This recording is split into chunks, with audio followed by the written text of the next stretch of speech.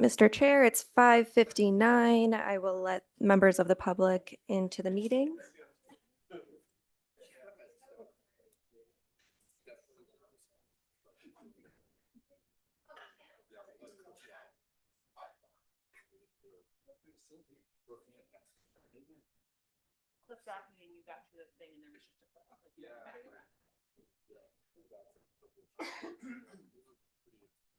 How long does the whole thing take you?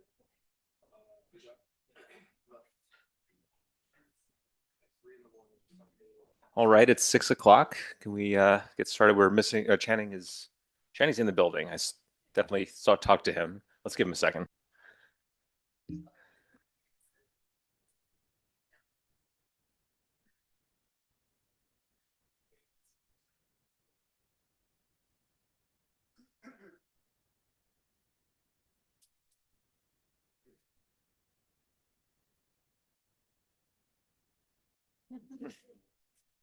Okay, Felicia, are you recording? Yes. All right, thank you. So, welcome everybody. We're going to start with the approval of the agenda as we always do, and I'm going to note what I believe is one correction. If you look on the first page under matters from the department, you'll see item A, all things downtown, and then item B, review proposed 2027 budget. That is an error. We do not have a budget presentation tonight. So I'm going to request that we make that amendment. Okay. May I have a motion to amend the agenda to remove presentation B? I move. Thank you. May I have a second? Okay. So all in favor of approving the agenda with that amendment, please say aye. Aye. Great. Okay. So that said, let's move on to future board items and tours. Thank you, Mr. Chair. Folks, I'm Allie Rhodes. I serve as Director of Parks and Recreation. This part of the meeting, we just give you an overview on upcoming events of interest.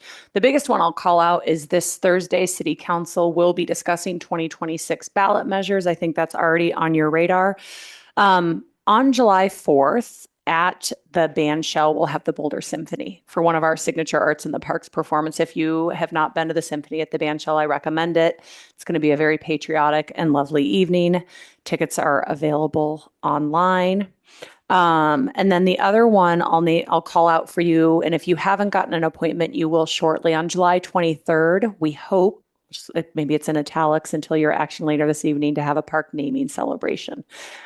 We are tentatively planning that for Thursday afternoon, July 23rd, just before the city council meeting, so that we can have folks there. And then just following the council process on August 6th is when they will have their second reading on potential ballot measures for 2026. And on August 13th, they'll have their first conversation about the next 4-year strategic plan, a citywide strategic plan. With that, I will hand it back to you, Mr. Chair. Okay, thanks, Ellie. Does anyone have any questions about that? Anyone have a problem? No? Okay. So we will move on to public participation. And Clarissa, I'll hand it over to you.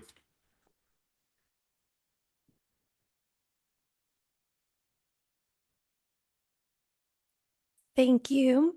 As a reminder, there is a public hearing scheduled tonight for the civic area being renamed to Boulder Creek Park.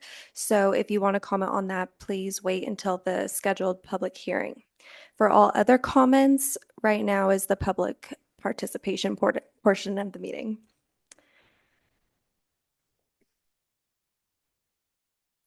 The city has engaged with community members to co-create a vision for productive, meaningful, and inclusive civic conversations. This vision supports physical and emotional safety for community members, staff, and board members, and upholds democracy for people of all ages, identities, lived experiences, and political perspectives. For more information about this vision, please visit our website at the link shown. The city will enforce the rules of decorum found in the Boulder Revised Code, including participants are required to sign up to speak using the name they are commonly known by. Online participants must display their full name before speaking. Currently, only audio testimony is permitted online. No attendee shall disturb, or impede the orderly conduct of any board meeting in a manner that obstructs the business of the meeting. All remarks and testimony shall be limited to matters related to city business. No blocking the aisles in violation of the fire code or in a way that obstructs the vision or audio of other audience members. No signs or flags are permitted in the meeting room except for one per person that's no larger than 11 by 17 inches and held no higher than the person's face. We ask that you not affix items to the podium, dais, walls, or other surfaces. No participant shall make threats or use other forms of intimidation against any person, obscenity, other epithets based on race, gender, or religion, and any speech or behavior that disrupts or impedes the meeting will not be tolerated. In-person participants are asked to refrain from expressing support or disagreement verbally or with sounds such as applause or snapping, with the exception of declarations. Traditionally, support is shown through American Sign Language, applause, or jazz hands.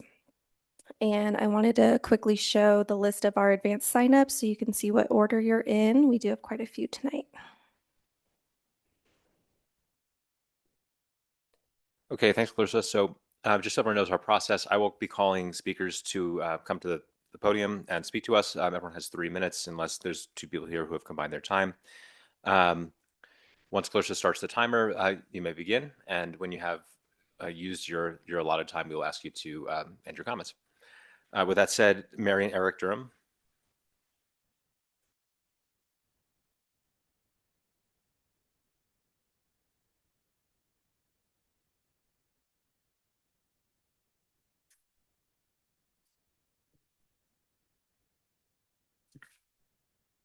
Thank you for the opportunity to share our perspective with you as you steward the future of our community.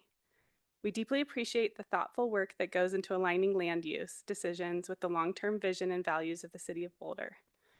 We spoke to you previously on March 23rd with the traditional Northern Cheyenne Chief Philip Whiteman and his lawyer Nicole Shapus. Chief Philip and Nicole can't attend this hearing today because they're hosting a peace gathering to end genocide globally for the 150-year anniversary of the Battle of Little Bighorn. This day is the second day of the peace gathering in Lame Deer, Montana at the Northern Cheyenne Reservation. We're thinking of them today and echo their desire to end all genocide globally. In March, our family had the privilege of attending a gathering with Cheyenne and Arapaho elders, where we greeted them with Plains Indian hand talk, the universal language of the area. Sitting with them, we heard stories of chokecherry trees and birds guiding people through blizzards, stories rooted in the very landscapes we stand on today. These were not abstract histories, but living connections to the land. It's through this lens that we consider the future of the annexed land at Hogan-Pancos. We are deeply concerned that designating this ecologically rich wetland area for tennis and pickleball courts would be misaligned with the city's stated goals around environmental preservation, climate resilience, and the protection of natural ecosystems. Has there been a thorough environmental impact report done for the tennis and pickleball court proposals to this vital wetland? The proposed botanic gardens and hand-talk sculptures represent a use that is deeply aligned with the Boulder's comprehensive plan goals. A botanic garden would preserve and celebrate native ecosystems, support biodiversity, and offer opportunities for environmental education. It would serve as a space for reflection, learning, and intergenerational connection, values that are central to a resilient and inclusive community. Importantly, incorporating hand-talk sculptures and Indigenous storytelling honors the cultural history of this land in a meaningful and living way. We would be grateful for the opportunity to more deeply experience and share in the traditions of the Cheyenne and Arapaho people in this place. Through storytelling, seasonal plant knowledge, and the ways they listen to and learn from the land itself. Their stories are not just history, but teachings that still have relevance today and can guide our future. Creating a space where those traditions can be acknowledged and respectfully interpreted allows future generations, including our own daughter, to engage with this land, not just as scenery, but as teacher. We also believe it's important that this vision include opportunities for Cheyenne community members to actively participate in and help guide how this land is experienced and interpreted. Ensuring their voices are present, not just in symbolism, but in stewardship, programming, and ongoing relationship with the site, would reflect a deeper commitment to cultural respect, inclusion, and shared care for this place. We envision bringing our daughter to a space where she can walk among the native plants, hear the frogs in the wetlands, and learn that this landscape has long been a place of relationship, resilience, and guidance. This is the kind of placemaking supports not only ecological health, but also cultural recognition, empathy, and a deeper sense of belonging. In the most recent Boulder Valley Comprehensive Plan released June 2026, there is a land acknowledgement on page 3 that emphasizes the importance of the Cheyenne and Arapaho being invited back into our community. This is a direct quote from the Boulder Comprehensive Plan on page 3. The city has benefited and continues to benefit directly from the colonization of indigenous lands and from removal policies that violated human rights, broke government treaties, and enforced indigenous peoples from their homelands. We must not only acknowledge our past, but work to build a more just future. We are committed to taking action beyond these words. We pledge to use this land acknowledgement to help inspire education and reflection and initiate meaningful action to help support Indigenous nations, communities, and organizations. We intend to use this acknowledgement when the City of Boulder develops work plans that guide day-to-day work, begins new projects, starts long-term community plans, and recruits and hires staff. It's from the Boulder Comprehensive Plan. We ask that the city live up to its spoken commitments to take action beyond words to build a more just future.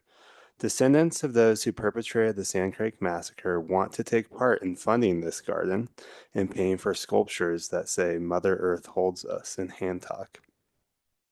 Boulder's comprehensive plan speaks to building a future that is sustainable, inclusive, and rooted in respect for both environment and community.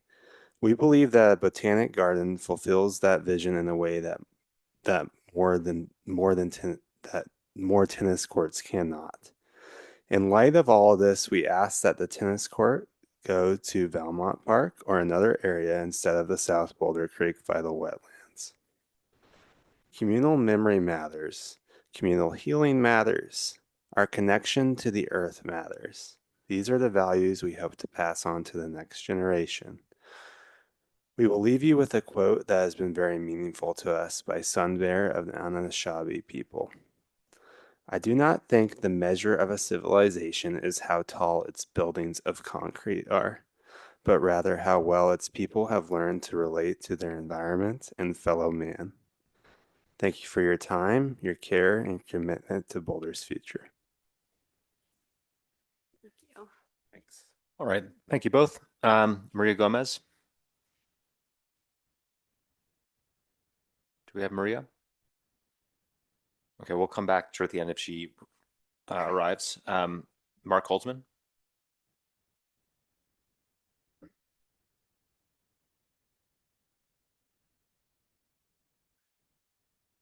Hi, good evening. I'm a musician, activist in the area. I play under the name Silent Bear. I'm also a ceremonial singer and a sun dancer under the late Chief Leonard Crow Dog. I don't believe in coincidences. I ran into this lady back here, Catherine, in a cafe, and she was telling me what was going on. She asked me about my music. Coincidentally, the last song I wrote was called the Sand Creek Massacre Blues. I don't have time to sing it, but I'm going to read the words for you. Sand Creek, women and babies and their mothers weep. Sand Creek Massacre. In the year of 1864, November on the 29th day, Shivington led his band of renegades in a sea of lust and hate. Black Kettle raised the white flag in front of his teepee, but women and children and elders fell in the ultimate deceit. Sand Creek, women and babies and their mothers weep. Sand Creek Massacre. The regiment murdered Chief Lean Bear, who was wearing the Medal of Peace given to him by President Lincoln in 1863. So the tensions escalated as retaliation was in store, and despite all their efforts of peace, they were pushed further into war. Governor Evans said, "Kill them all, they're enemies of the state. We need to protect our precious gold and all the land that we took away." The Fort Laramie Treaty was broken. Same old story's been told. Manifest destiny is a dirty lie, as history will show. So they sent them to Fort Lyons until the rations were all cut up. then said, wait for us up in Sand Creek until our instructions come. They said, as long as our flag is waving, no harm will come your way. But everything took a vicious turn on that fateful day. They returned the very next day to finish what they'd done, took mutilated body parts as trophies and paraded them through town. The hollow sickness of the white mind in a shameful and cruel display, the inhuman degradation of a moral decay. Sand Creek, women and babies and their mothers weep. Sand Creek massacre. So the man that we're talking about here, Cheap White Antelope, he was murdered at Sand Creek, and they mutilated his body. They cut off his ears and nose and his testicles, and they used that to make a tobacco pouch. So, Thank you for your comments. okay, so thank you. Jeff Hyas is next.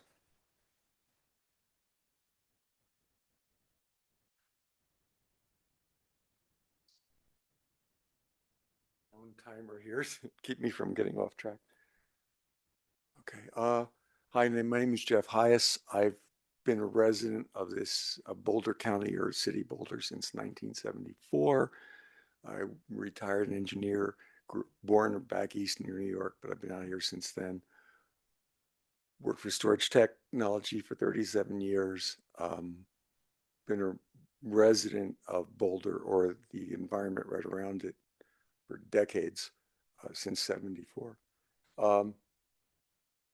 I'm currently on the president of the board of my HOA. I've been on the board for 25 years.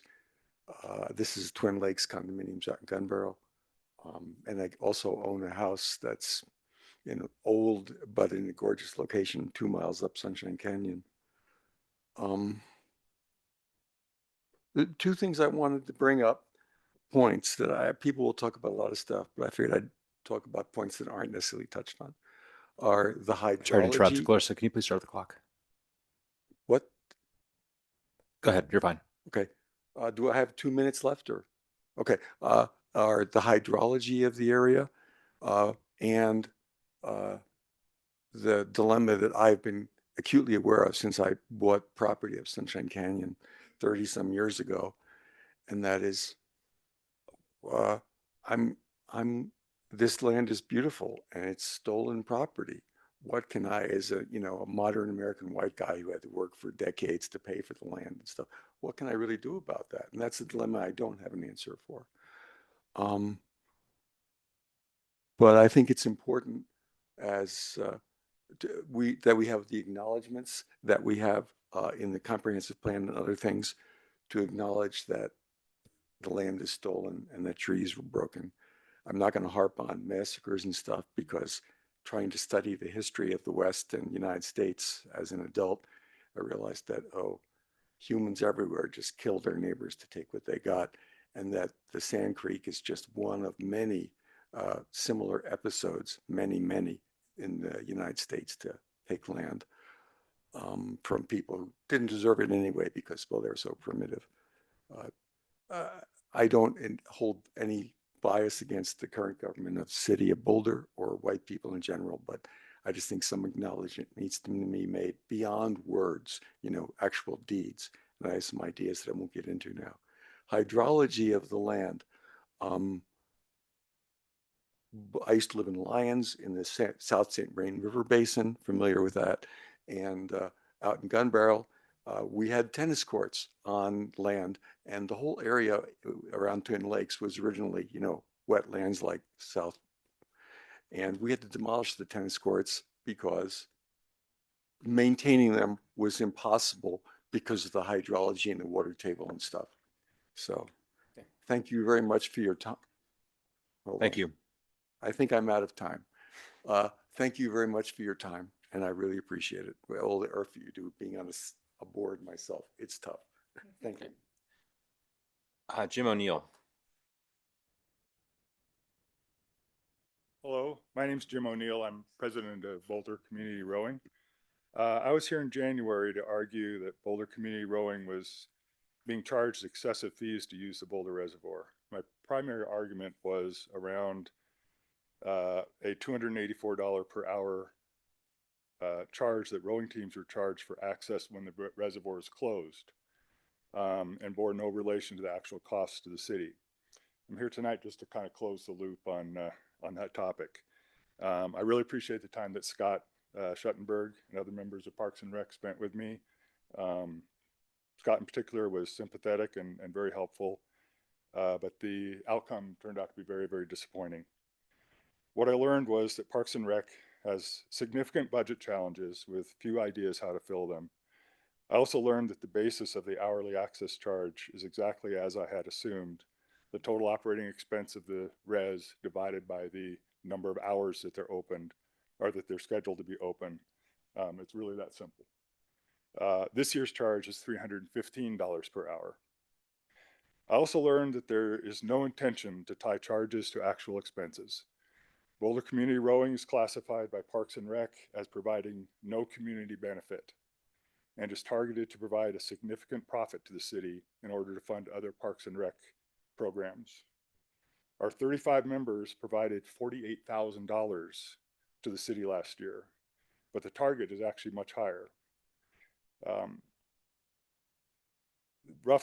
I estimate roughly $340 for each of the 156 hours of our scheduled programs, or $53,000. In the words of one of the Parks and Rec staff members, we're very close to that. We are a cash cow for the reservoir, and there's apparently no point in arguing for relief. I'm not sure where that leaves us. I'm trying to increase our membership to spread these costs across more members, but the high cost of membership is causing us to lose members. Moving to Longmont's Union Reservoir is a potential option, but moving the club also entails significant costs and complexity. Most disappointing is that the city considers our club to have no community benefit and just doesn't care. It's good to know that where we stand, but the 500 or so members that we've had over the past decade, this is shockingly inappropriate. That's all I have. Okay, thanks, Jim. Next, we have Margaret Lecomte. Give me just a moment, please, because my cell phone is acting up and I have got my comments on it. I just need to find it.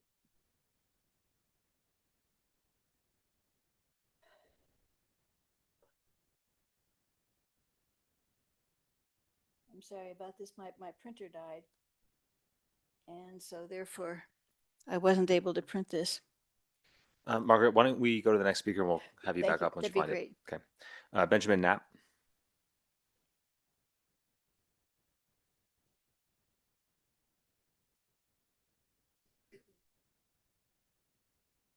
Hi there. My name is Benjamin Knapp. I'm an acupuncturist and a father. I've been out here in Boulder since 2012. My son is 15, so he's pretty much grown up here, and we go all around Boulder and we look at bees mostly. He's a true bee whisperer. He can pet wild bumblebees, and we go around to the flowers. He and I also talk about symbolism because I think it's very important. Small things can have big results at the psychological or social or spiritual level. So 3 years ago this summer, we went to Foothills Park, as we often did, and there was several acres in between the dog run and the playground there that had lots of wildflowers, and so we'd spend hours there looking at the bees. And we went there one day and it was totally mowed down. My son was crushed. Like, the bees were gone. Honestly, I think he's still traumatized about it. We still talk about it every time we go to Foothills Park, and he just didn't understand why it was mowed down. I was like, well, it's on a list. I'm sure the people thinking about it, or didn't, the mowers didn't think about it. They just went and mowed. And then as I look and see these buildings in Boulder change, all this luxury apartments that are so banal and plain that a Soviet bloc architecture would probably cry looking at them. Boulder needs some beauty, like something. I think the botanical gardens would be a wonderful thing I could take my son to. Maybe he can take his children. I can go there with my grandchildren. It would speak to a connection to the past, the present, the future. I can't speak much to the massacre or the other issues around that, but beauty is a symbolic thing, and it's not mere symbolism. It's a very real thing. Pickleball courts are important, but not as important as something deeply beautiful, something that connects with nature, something that has the past, the present, the future, a place where people can gather and just experience something beautiful. So that's all I got. All right, thank you. Looks like Margaret's still sorting out her phone, so we're going to go to Catherine.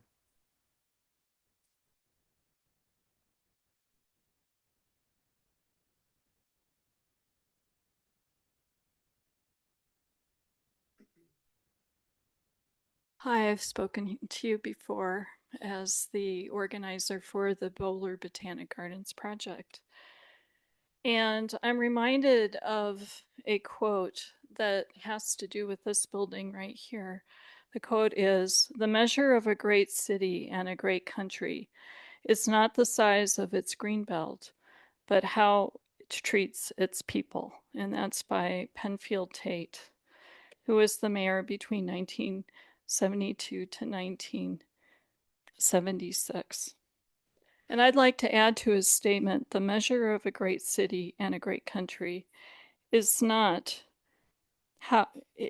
based on how well it treats the original people who occupied the land where our houses are built. When the Cheyenne first came to the South Boulder drainage roughly 200 years ago, they traveled from Bear Butte, South Dakota, looking for a new home, not unlike us when we came here. When they saw Valmont Butte, it reminded them of Bear Butte, South Dakota. And when they saw the Preble's mice and the leopard frogs, they created a sacred story that is still told by many Native Americans, not just the Cheyenne. There are many videos available on the internet and children's books based on this story that originated at Hogan Pencost. As you can see, we have brought together Cheyenne leadership, soldier voices, important scientists, and neighborhood support to create a beautiful and healing contemplative Boulder Botanic Garden experience where all can commune with nature, reflect on the past, and co-create a beautiful future with our Indigenous brothers and sisters. As Dr. Edward Spivak beautifully said, this is a project of restoration, but it's also a project of restoring.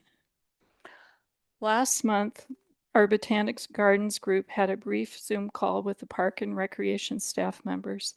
We appreciated the open information sharing tone and dialogue between staff and our diverse, broad-based team. We look forward to further discussions on how to create a public-private partnership for the Botanic Gardens that does not include disruptive tennis courts. In today's busy world, we are desperate for having real, heartfelt, and authentic moments of Indigenous storytelling in a quiet, reflective space where we can almost imagine what Chief White Antelope told the Valmont settlers using universal plain sign language called hand talk. Mother Earth has never stopped talking to us, and she remembers her beloved Cheyenne. Thank you. Okay, thanks, Catherine. Max Lake.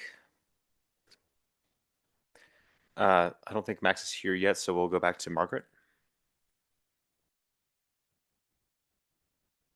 Thank you very much for your patience. I'm Marky Lecomte, and I at 290 Pawnee, and I'm speaking for Save South Boulder, an organization of neighbors who live near the South Boulder Creek, and it includes regular users of the paths and open space near the land being talked about. Save South Boulder is dedicated to preservation of the plants and animals in this area. We support the development of a botanic garden in the area bordering South Boulder Creek near the East Boulder Rec Center. A botanic garden such as being proposed would support native plants and animals and honor the historical current use by the Northern Cheyenne tribe. This sacred tract of land historically was the campsite of Northern Cheyenne Peace Chief White Antelope before he was massacred at Sand Creek by settlers from this very city of Boulder. Generations of Northern Cheyenne have camped here in this specific place because of its sacred significance. It's near Valmont Butte, a reminder of the Cheyennes' lost homelands. It's home to animals with spiritual significance to the Northern Cheyenne, the now threatened Preble's jumping mouse and northern leopard frogs. And its clear creek water and large grove of culturally significant cottonwood trees that stretched along South Boulder Creek provided shade and water all the way to what is now called CU South, where that cottonwood grove is now regenerating after the 2013 flood. This land deserves to be protected. Its plants and environment should not be paved over by pickleball courts. The life cycles of its birds and animals should not be disrupted by the nighttime lighting and repetitive sharp noises of racket sports.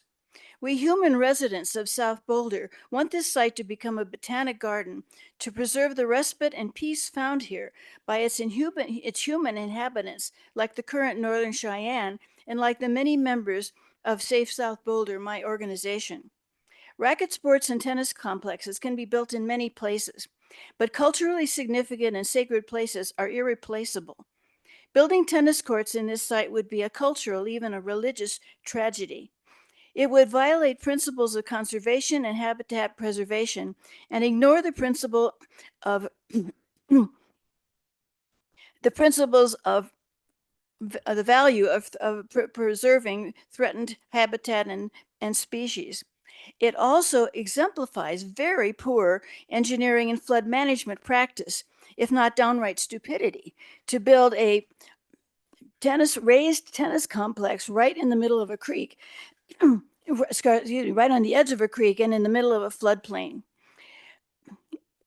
Boulder begins every single document and every meeting with the land acknowledgement of the Native peoples who have been here. And yet, what are we going to do to actually concretely go beyond this lip service? A real garden would do that. Okay, thank you very much. Let's see, where are we? Okay, so Max Lake. It's Max.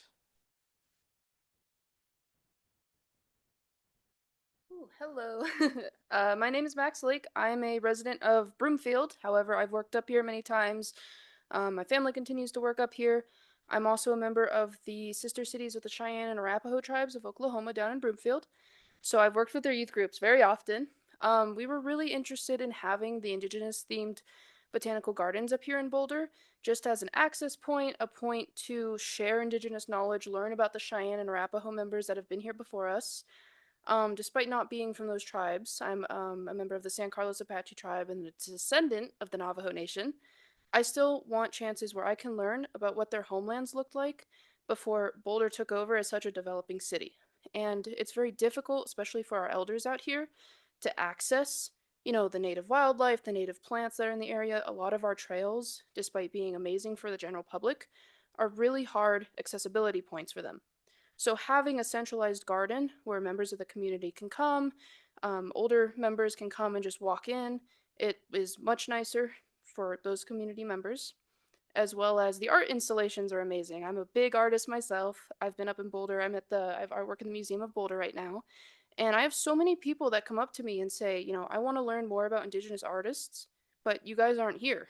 So I think it would be an amazing opportunity in the garden to be able to showcase Indigenous artists, mostly sculptures are what we're planning on, so that members outside of the community can come in, including those that are non-natives, to see what we have to display. So I think it's in the best interest of Boulder as a city to have the Indigenous themed botanical gardens for the Indigenous community members, those that aren't Indigenous, as well as those that are coming back to visit their homelands and where they come from.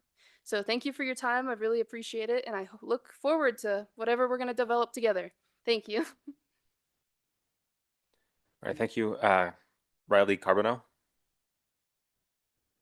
Riley here.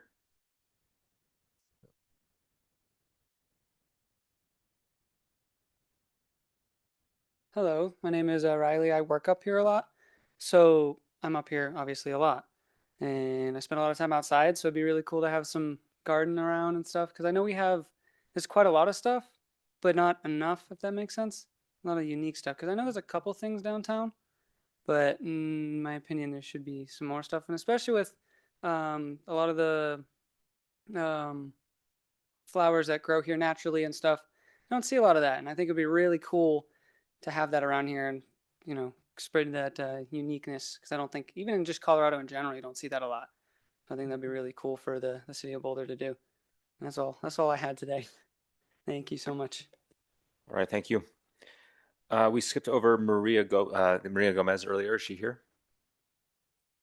Okay, then we'll move to our virtual. Everett Smith. Is Everett Smith online? He is not. He's not?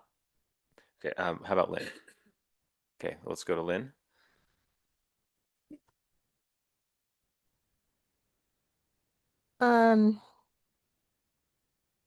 First of all the fuss over the South Boulder Rec Center, we could easily solve financially by divesting from Israel. Clarissa, can you please start the timer?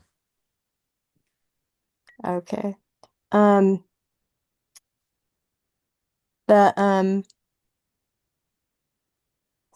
South Boulder Rec Center. We could also save a whole lot of money by doing everything possible to stop the development of CU South. Towards our Parks and Recreation, which we need funds for, along with the police and the fire and the infrastructure and the water and everything else. And so why not do things that will provide us more funds being diverted from killing from Israel?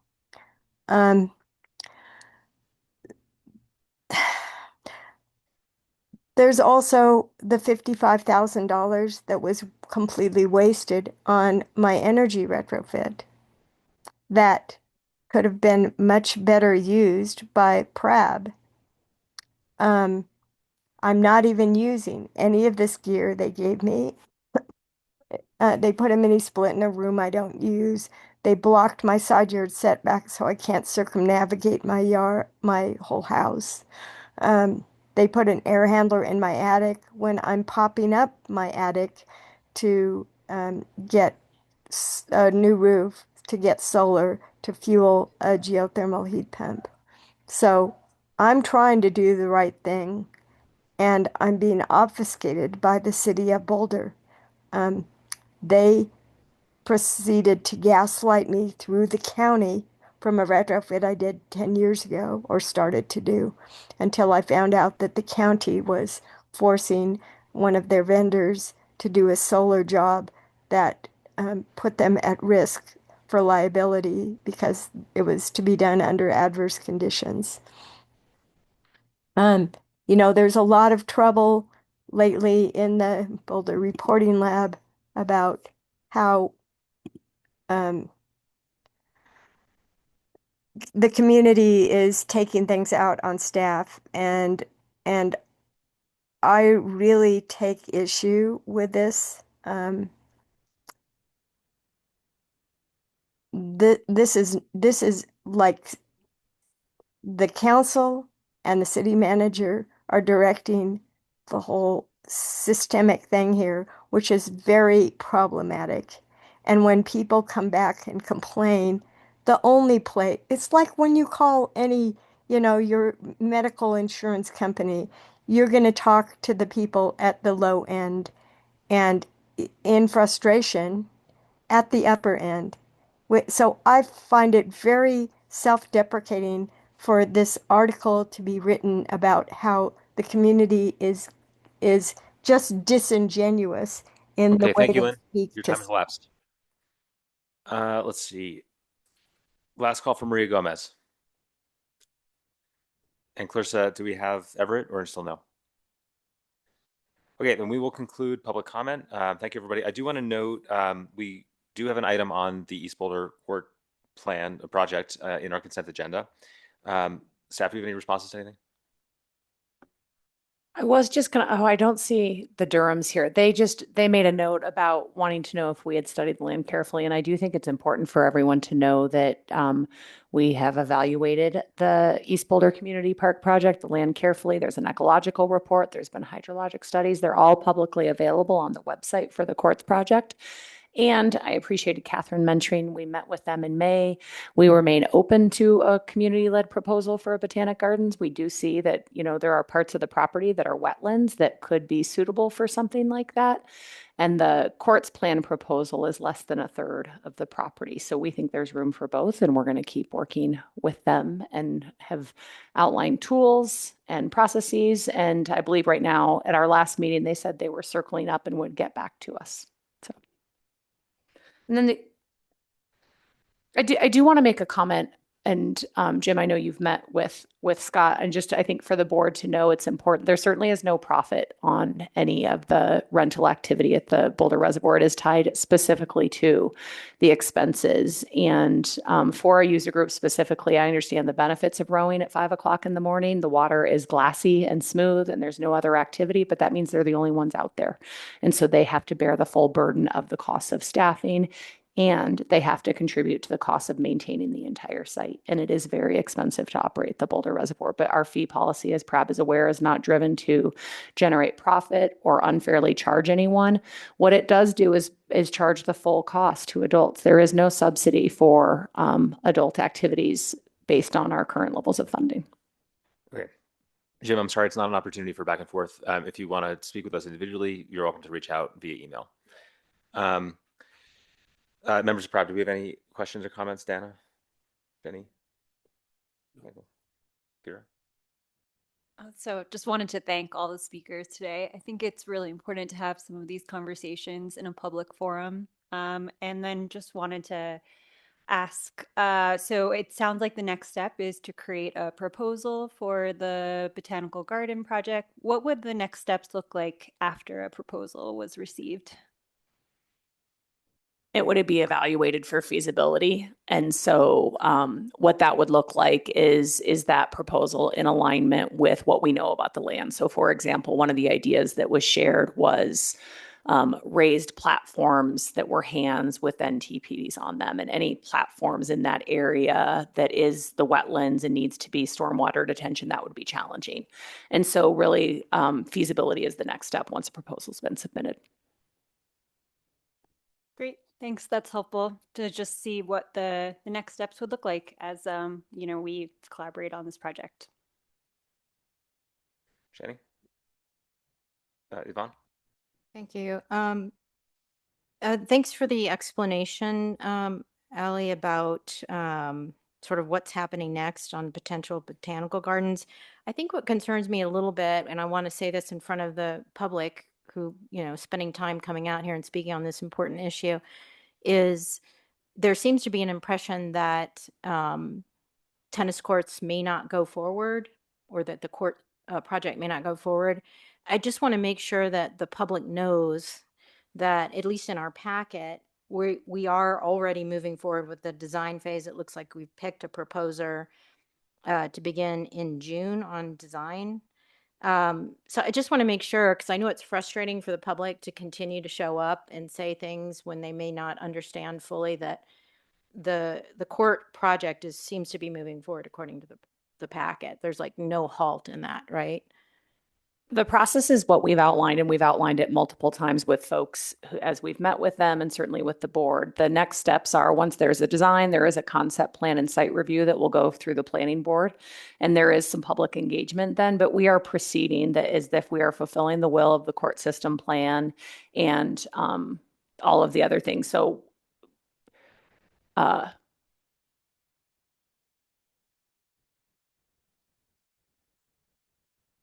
I'm trying to think of how to answer this in a really clear way that says, yes, we are proceeding all the direction that we have. The plans are that we are proposing, and I think it's 5 to 6 acres. That is the tennis court development on the expanded park that would leave about 2/3 of the park for this Botanic Gardens proposal. Can I ask one more question on that? Is there a study being done on the cultural significance? I saw in the packet that we have studies on the ecological potential impacts, but cultural issues? there have been a couple of different conversations, as well as the city just completed the first ethnographic study of the lands of Boulder with many of the tribes for whom we have formal government to government relationships. That information's online. We've not found information that would indicate, I mean, all of Boulder was home to many tribes and we know illegally settled. We've not found information that indicates this site has special significance. Thank you. Okay, did anybody think of any final questions? No? Okay. Thanks, everybody, and thank you to the members of the public. Yvonne, I think that's a good point. It's important for the public to know that this project is moving forward. Thank you for saying that so clearly. Well, let's move on to the consent agenda. It's on page 3 of our packets. Let's see. I'll entertain a motion to consider the consent agenda. Motion. We have a second? Thank you. All right, so discussion is open. Does anybody have any points of discussion on the consent agenda? And we'll start with Yvonne.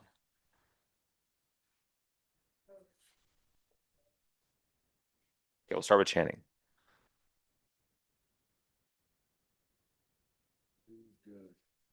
Okay, Yvonne? No, sorry. Kira?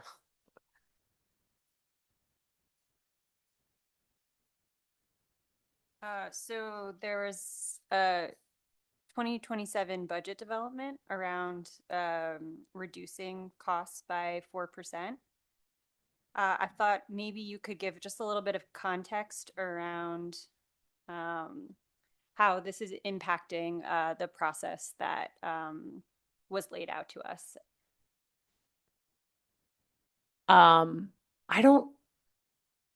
When you say the process, do you mean the budget process? And it doesn't impact anything. So our submission, and just to give, I think, to remind folks where we are. So all departments citywide have done an initial submission, and they include proposals to meet our spending targets.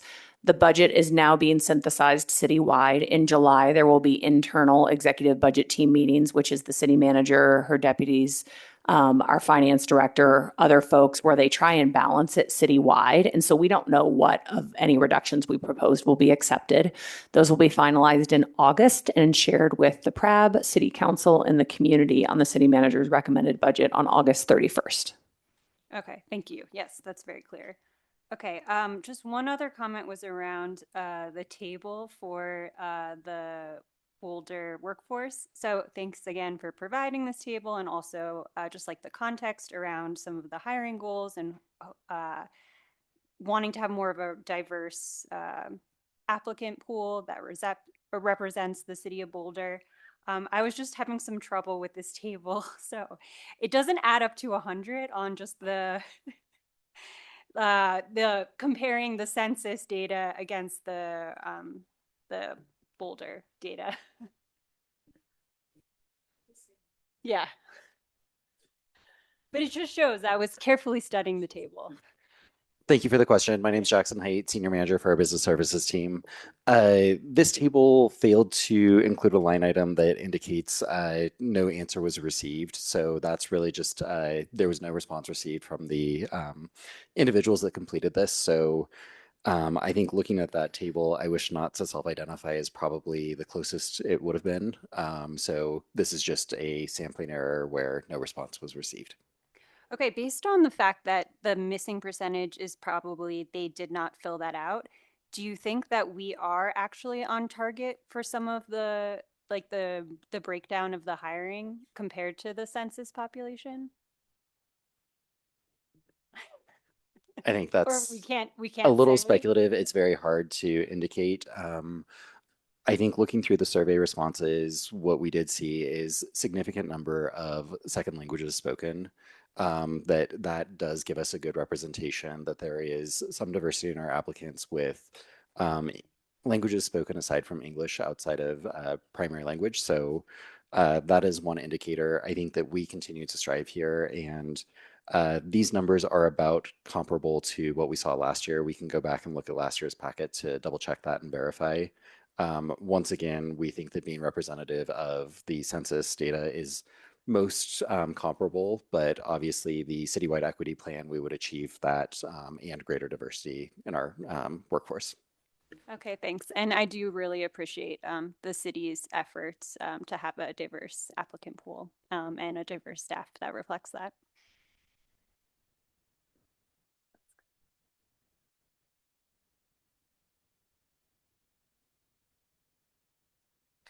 Hello. I have a couple of things. As far as the hiring goes, just wanted to make a point. My daughter applied for a couple of jobs through the City of Boulder website for parks and just received no response, like nothing at all. So I just wanted to mention that that seems like at the very least there should have been some kind of automated, I don't know, something. So just wanted to mention that as far as hiring goes. And then I had a question about the BVSD update that you have. And that basically I was just wondering, it was a pretty brief update. Is there anything that you can report back on the conversation that you had with BVSD about how the relationship is going or Yeah, Scott Schuttenberg, Deputy Director, and I was part of that conversation with BBSD, and we continue that relationship with the school district. We recently met with the athletic directors from both Fairview and Boulder High School, and one of the big outcomes is we are adjusting the swim times for both Boulder and Fairview for use of the South Boulder Rec Center for Fairview and North Boulder Rec Center for Boulder High School. It was a very collaborative conversation, and this will allow us to do some programming for youth and learn to swim programming at the North Boulder Rec Center. And both schools are very much in favor and supportive. And I would say the relationship's as strong as it's ever been. So I feel really good about where we're at right now with the school district.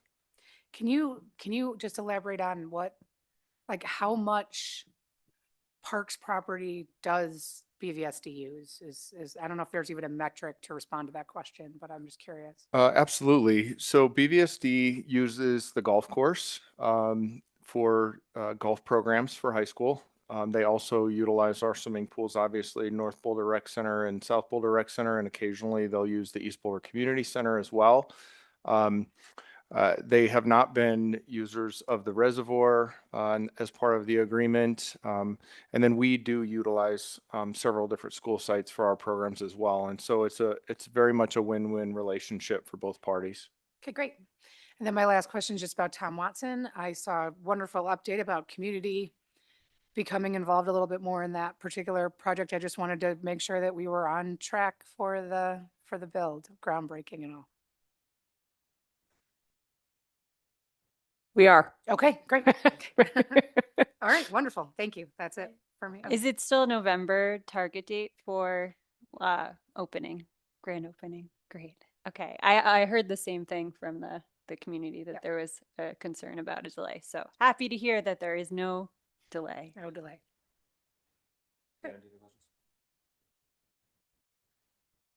Hi, thanks. I do have a couple of questions. In looking at page 7, where it discusses the adjustment to base, I'm wondering, just for my education, do these types of grants, are they only rolled in once they're locked and loaded, so to speak, and left as a potential upside during the budgeting process, or is something actually put into the budget based upon prior year actuals? Hi there, Jackson Height once again. The adjustment to base process is for any grants that are received after the budget has already been adopted and approved by City Council.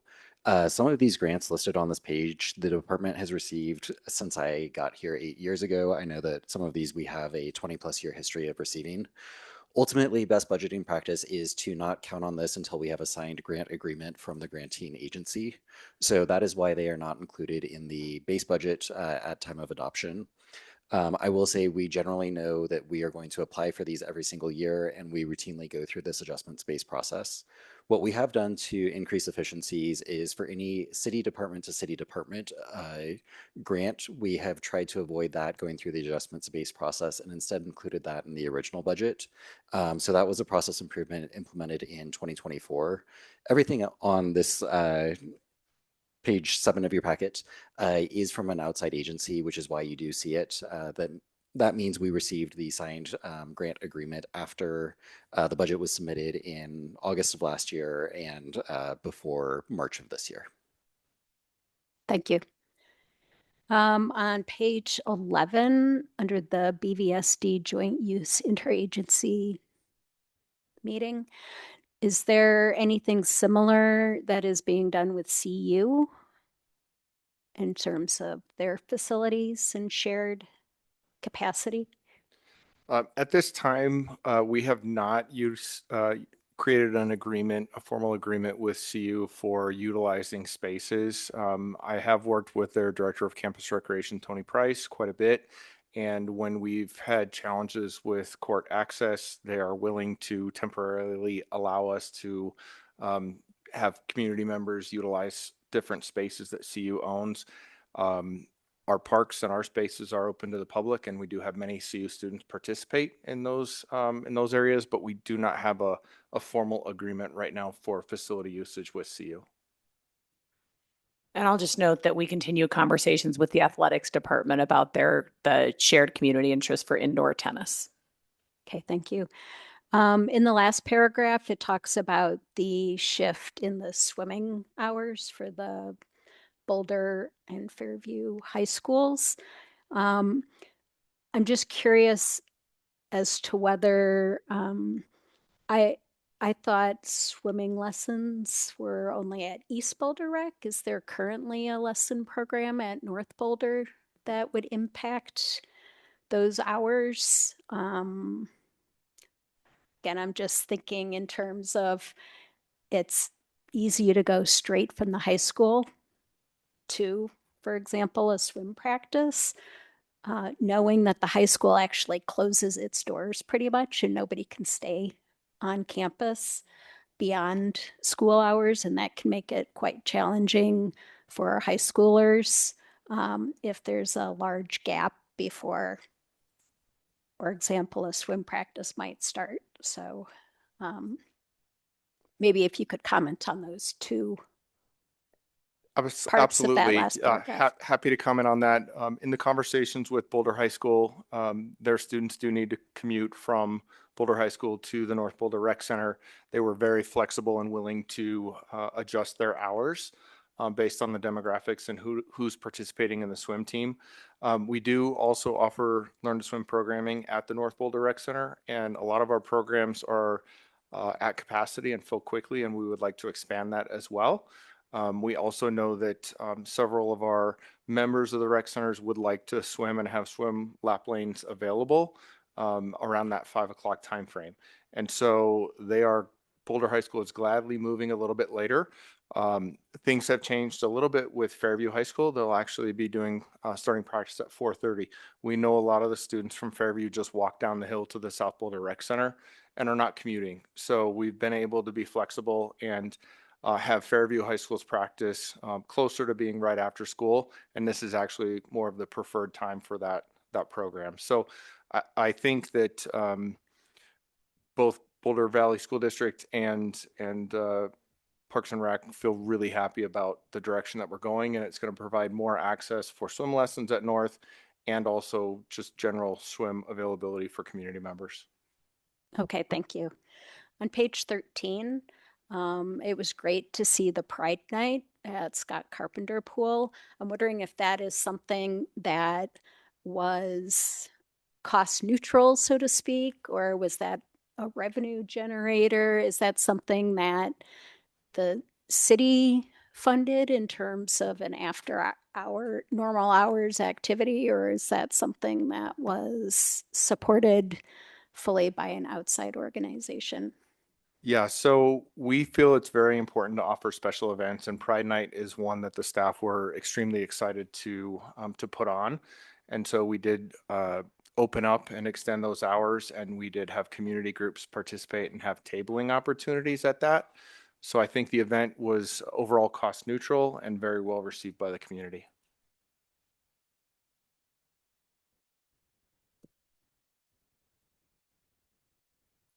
That's all I have.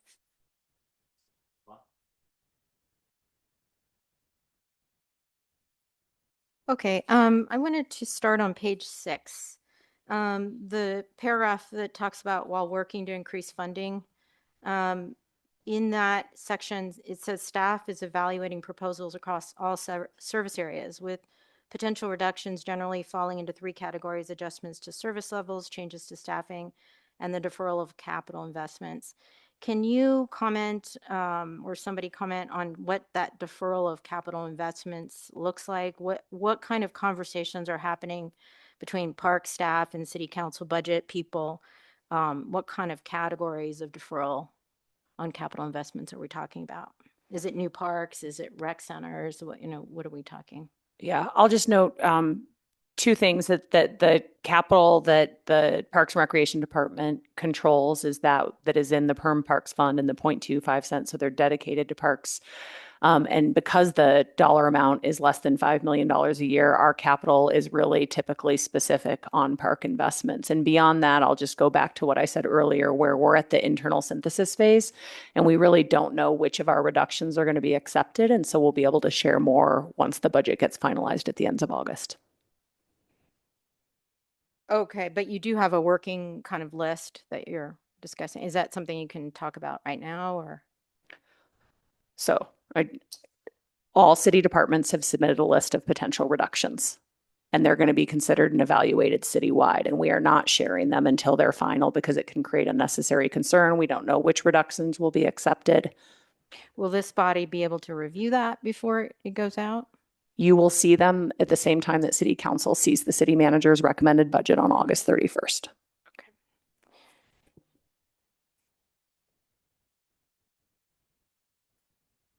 And I guess let me just also clarify the process after that, because I think that might be helpful. So city council will have their 2027 budget study session on September 10th. PRAB will consider action on the budget at your September meeting. Okay. Thank you. Page 14, on the Primos Park. I think I was supposed to be the liaison, but I've never been invited to anything. I don't know if that's just a side issue, but really the question I had is if you could answer, how does adding assets right now square with the department's financial sustainability concerns and its emphasis on taking care of what we have? I'm a little concerned about what this could mean long-term for this new project in terms of maintenance and operations and strain on our budget. Yeah, I understand that. And I think, Mark, you can add in, but I just want to note that we do have operational concerns across the board when we are talking about the cost to maintain that park. Those 8 acres fill a key gap of proximity for park to 600 homes to the north. That is one of Boulder's most low income and segregated communities. And so it is a policy decision to develop that park, and we need to figure out how to maintain it. That question's not yet been answered. Did you want to add anything, Mark? Well, when we talk about more just a comment to that, what we're talking about is an extraordinary tight economic environment. And so while I'm not advocating that we not do Primos Park, it seems odd in this environment that we are adding new parks when we're struggling to even take care of what we have. So it feels like it feels like we're at a point in time where, as you've said, hard decisions have to be made. And I guess what I'm suggesting is maybe that's a hard decision. It's not an easy one, but it's, I don't think in this economically constrained environment that we should be adding additional burden on operations and maintenance. So I'm just me on, I'm only one of many here on the board, but it just feels like that is one of the hard decisions that need to be discussed. One thing I'll call out is that where we are in the design phase right now, so note that the economic conditions have changed significantly in the last year, and certainly inflation and all of that. But where we are in the contracting, there will be another phase and decision-making point when we go to the actual construction. And so we're not, it's, this park is, I think, addressing equity is continually a priority for the city. And I would like to assure that we have funding to take care of it when we move to construction. Sorry, I have just a couple more questions. Page 16, South Boulder Rec Center courts resurfacing. In previous advisory board meetings, you have said, Ally, that we kind of needed to defer on the resurfacing decision because we were kind of strategic decisions were still being made. You said pending strategic decisions. Is something changed now that this is moving forward? I think we've given a couple of updates on this. So what we have held off on is a complete refurbishment of those courts where we would rebuild them to a post-tension concrete slab that's going to last for 50 years. This project is just doing a surface coating that'll address safety issues and cracks in the court. So yeah. Okay, thank you. And then my final question, I think it's my final.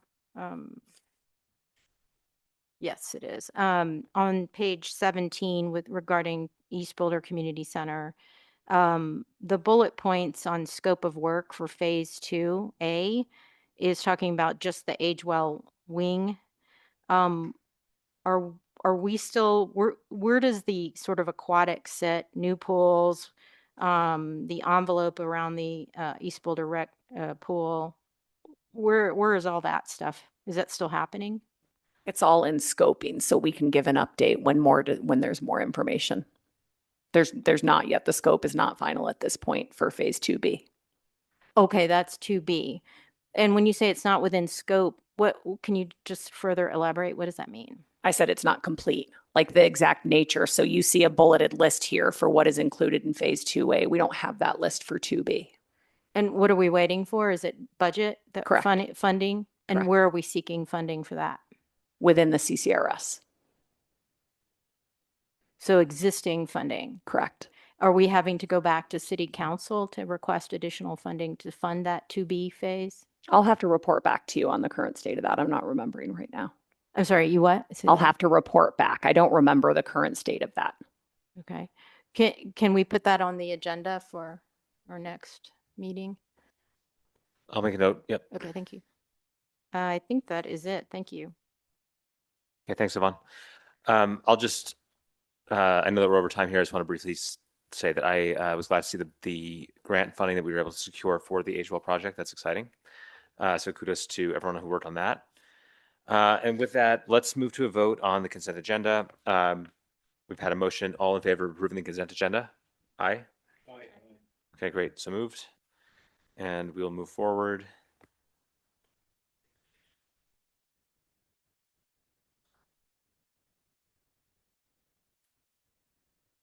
Okay, next up we have an action item, which we don't have a whole lot of action items here, so it's exciting.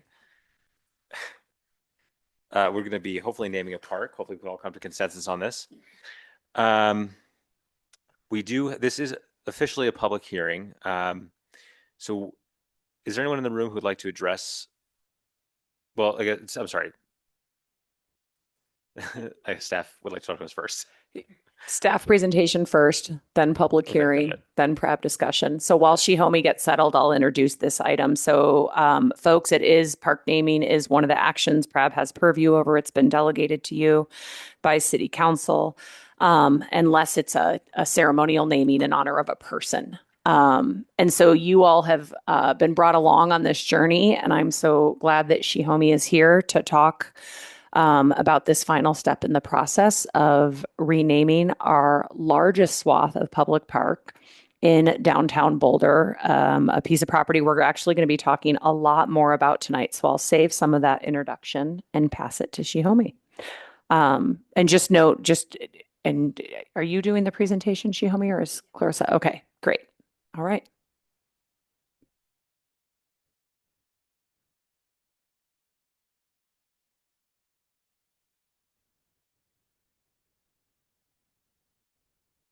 And Carissa, I've requested ability to present.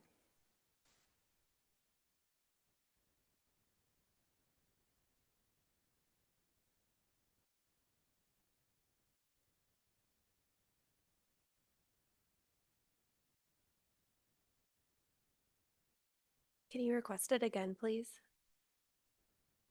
Yes, that's been sent.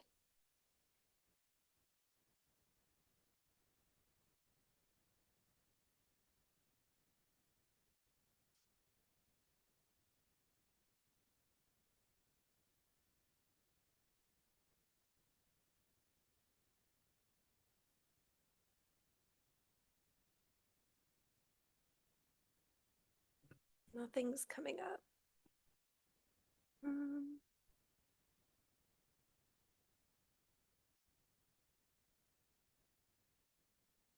Is it easier if you pull it up on from the Prab folder?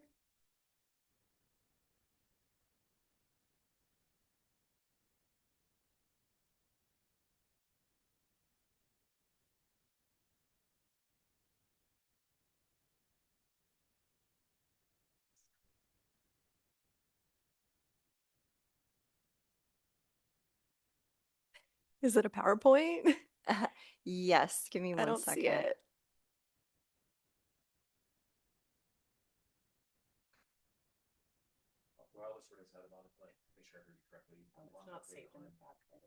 Yeah, let me, the most recent version is.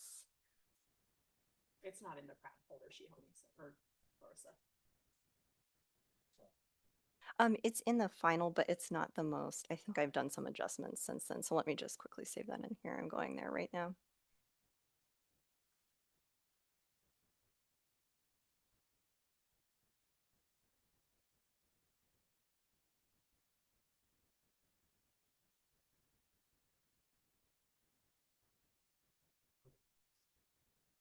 Okay, Clarissa, it looks like it's in the final folder.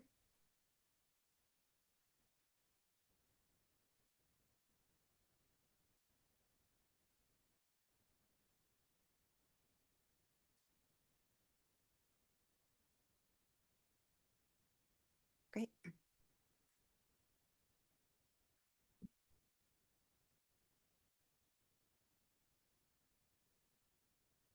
Thank you for your patience. Okay. Thank you so much for having me. I'm Shihomi Kuriyagawa. I'm the senior landscape architect and project manager for Civic Area. And part of this item tonight is an action request to change the name of Civic Area. So from Civic Area to Boulder Creek Park as a part of the Phase 2 improvements.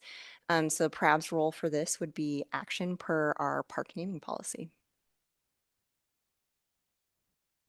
Next slide. So this item relates to our city policy, so the park and plaza naming and dedication policy. So it's within the Department of Parks and Recreation policy and procedure, and this was effective September 2007. Next slide.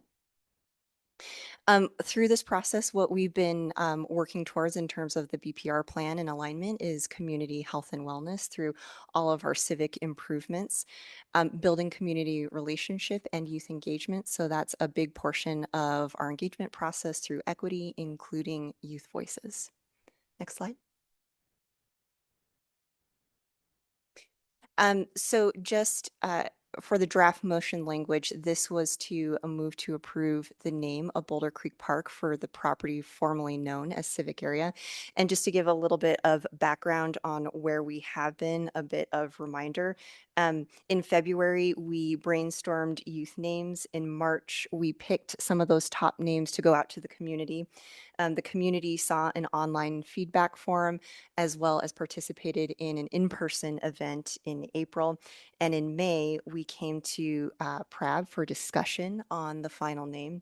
And June is where we sit today for the action for Boulder Creek Park. And so, Clarissa, next slide really quick. I had, oh, shoot. So if you go back, we did have just a note on a civic area and the boundary for what we would be renaming. Clarissa, can you go to slide 21? I can't see the numbers. Oh, if you could scroll down till you see a map. There you go. So generally, just ignore the title of this really quick, but this map shows the boundary of what we would be renaming. So it includes 9th Street all the way to 14th, Canyon Street to Arapahoe. You can see the Arboretum is included in the civic area design, but at this time, we are not renaming the Arboretum path. So that big patch of green that you see is what would be included in the renaming. The whole thing, yes, the whole park, correct. Okay, if you could go back up to the motion.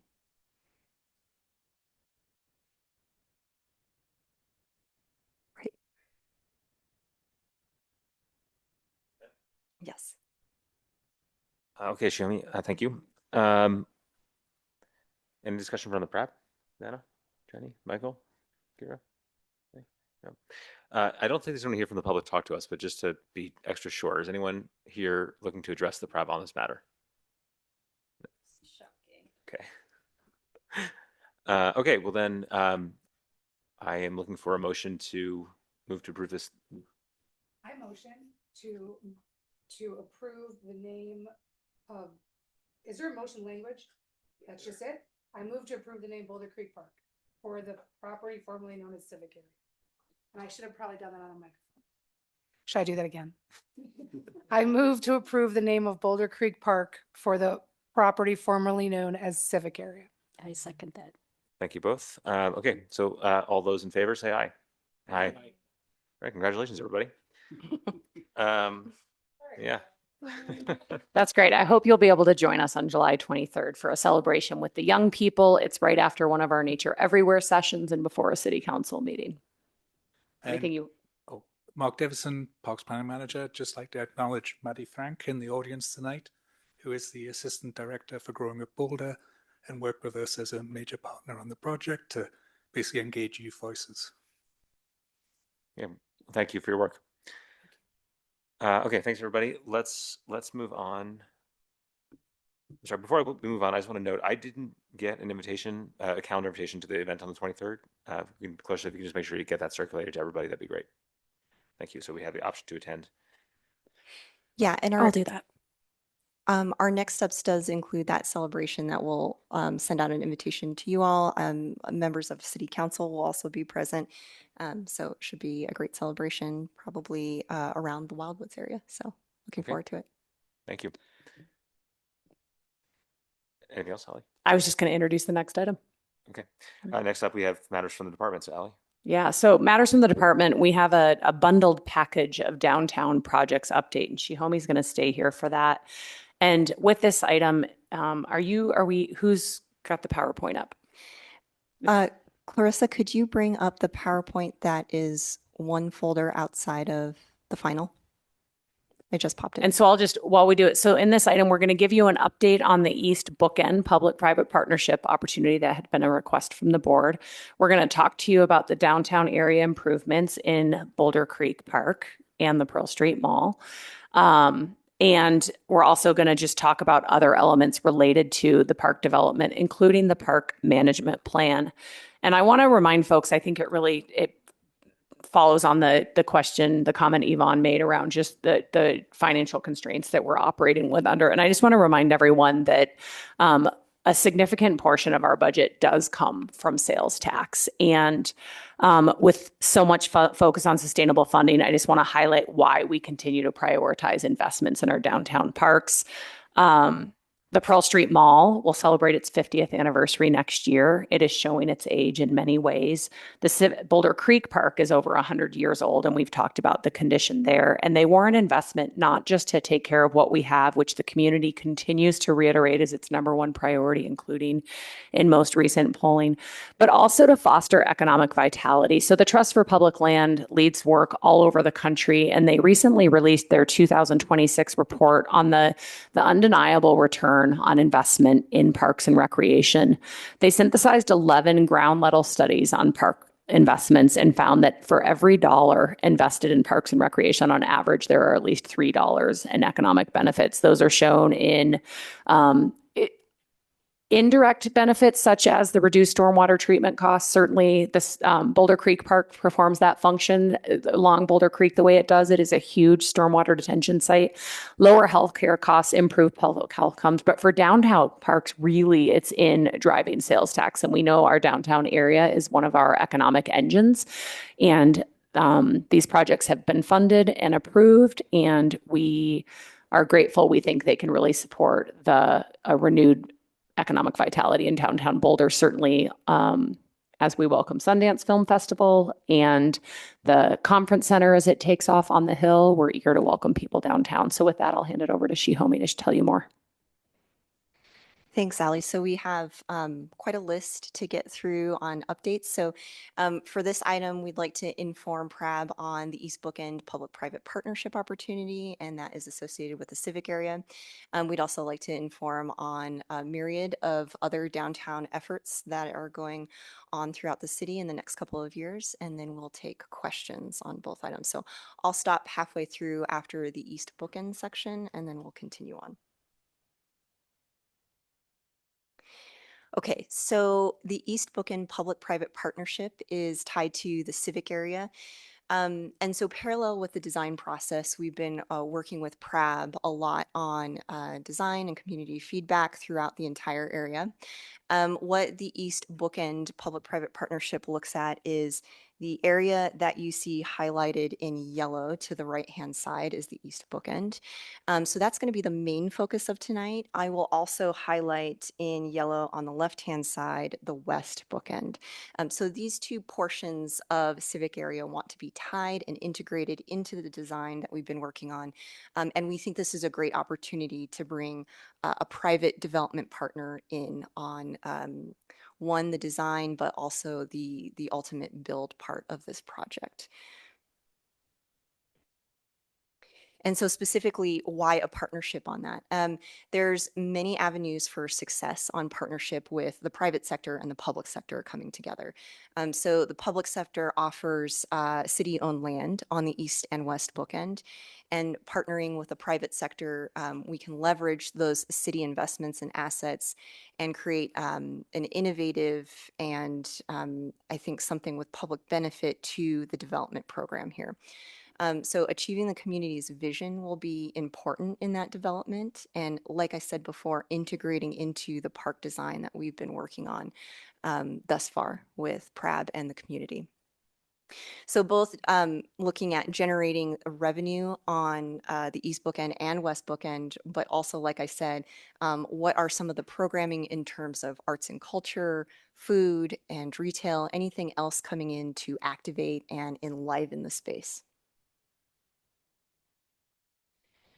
So if we zoom in on the East Bookend and thinking about the key themes, these key themes tie back to the 2015 Civic Area Plan. And so what we see here in terms of the theme of food and tying that to the farmers market, recreation integrated into the park itself, and community arts and culture are something that came up not only through community engagement, also through a market and economic study, but also, like I mentioned, all themes tie back to the 2015 park plan. So thinking about what could be developed in this area, we think that these themes could be the guiding principles for East Bookend. So existing conditions, if I just sort of sit on what it's like here today, we have 3 landmark buildings. So that's the atrium, the tea house, and then the storage and transfer building. What you see in P on the back sides of those buildings are surface parking lots that the city owns. And so thinking about when city staff move out of the atrium, what could that building be repurposed to? Storage and transfer building, also talking with BMoCA, knowing that they're working on a campus up north, but thinking about still having a presence somewhere down here in the civic area. Those 2 buildings would be a part of the offering and up for what could we repurpose them to and what kind of community benefit could be reprogrammed in this area. You notice that this yellow line down here sort of has this funny dog leg that sort of sticks out. We are showing what city-owned assets and city property boundary is. Anything outside of that is a private property. And so that's not necessarily in the offering, but developers are certainly welcome to negotiate, or if they would like to look at packaging the whole property into one bookend, that's a possibility. We've done outreach to these private landowners, and the majority of them have said they would be interested in some kind of discussion.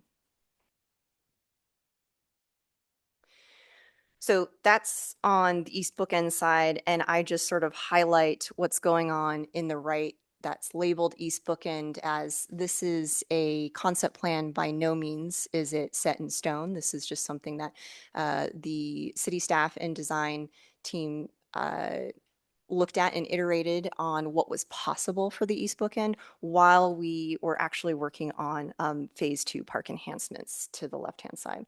So city is putting in investment in phase 2 with park improvements, extending and upgrading the farmers market and also event space along 13th Street. Thinking about play areas and how to activate the park sort of on times during events, but off times as well. And so thinking about how these two will integrate and interface from the East Bookend to these park improvements is going to be very key for our project team.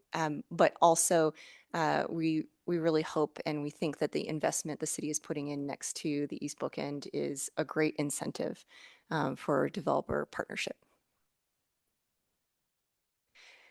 So really quickly on this front and this process and where we've been is the RFI. So the request for information is a very informal process. And that's sort of to get a read of the market. So would the market be interested in looking at development on the East Bookend? And so how we went about this is to initiate a public forum in which we held in October 2025. We posted the RFI in February 2026 of this year, and then got a lot of opportunity to review submissions. We've received about 9 submissions in total with a mix of great responses. So some were full teams of developers, designers, and finance personnel, all the way down to individual organizations who are just interested on either a building or a portion of the parcel to activate. So a lot of different responses came back, which was great to see. The RFI responses and the stakeholder input generally are going to be helping inform the request for proposal. And so that's ultimately what we're working on now is a request for proposal, which is a formal process. And that process we are currently in, we will target a release of a request for proposal in late summer. What that formal process looks to do is to actually select a developer partner. So first RFI was just, is the market interested? Is anybody interested in sort of coming along for the ride on a developer partnership? This process will be hoping to select a partner for both the East Bookend, again, as the main offering, but if folks should be interested, West Bookend would be included as well. So a keynote, I mentioned food as a theme through the East Bookend. I'd like to highlight the Boulder County Farmers Market will be a core partner with the city team here. And so we're asking the developer teams to think about what they would offer and how they would submit to include farmers market space interior. So city is providing the 13th Street outdoor upgrades, and we're looking to private sector to help us rethink where the farmers market is housed interior. So the next step for PRAB on this, generally the board does not have a formal role in this process, but staff will keep you updated and informed on the process as we go forward. The next step would be after the RFP posting is to really look for select a partner, and then hopefully we get into a concept planning portion. I'll go back over to the design. Like I mentioned, concept planning would probably reimagine and redesign this section. This area is only a placeholder. And so that takes place in 2027 and when we can do another inform for PRAB.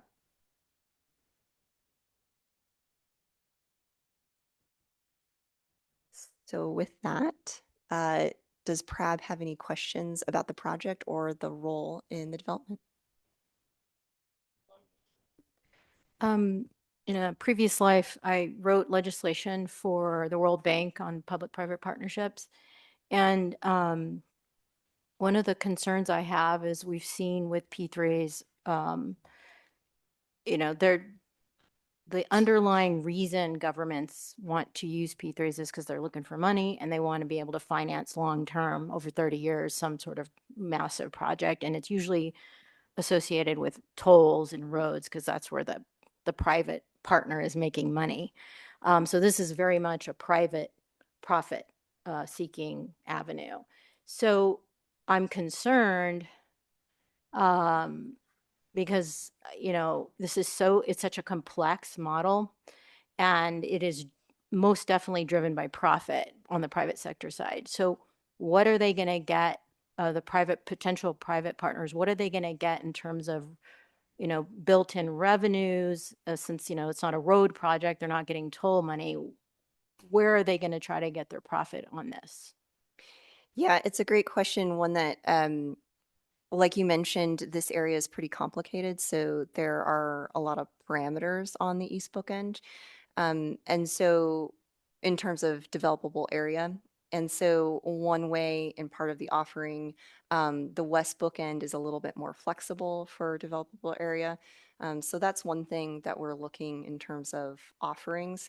The other thing that we'll get into a little bit later in the presentation too is the formation of a DDA or Downtown Development Authority and looking at a special district that might support financing. So there's definitely options that we're looking into in terms of, what benefits the developer would receive. And then of course, looking for making sure that we have some community benefit on our end baked into the plan. Okay. I mean, I appreciate the answer. I know it's really complex and it's really hard to understand at this stage because you've got some time, I know, to try to, but my concern is, fundamentally take down the complexity and everything about it. Fundamentally, it is a transaction to get private money to the table to be able to finance something over a 20 to 50-year period. And fundamentally, the private partner wants to make profit. Yes. And so, we can't forget that this is not just a friendly private P3. This is how are they going to get the money out of this project, and then how is that going to trickle down to taxpayers? Because that's ultimately what's going to happen. It's going to fall on the back of taxpayers. So as we proceed forward, I just want to caution that we need to be super careful. I hope we have really good lawyers on our side who are used to managing these kinds of contracts or these transactions because they are so complex. And if we don't fully, are we not walking into this with eyes wide open, we are going to commit taxpayers to something over a 50-year period that, it could potentially bite us. And I just want us to be really careful because again, they are looking to make money. And so when I look at what you just showed me, that the East Bookend, I'm looking at a farmer's market. I see some private properties there, but like, what are they, what's the attraction? How are we attracting them to want to come to partner with us and give us money? Because they're going to try to get something out of it. I'm not saying they're all bad, but it is fundamentally a profit model.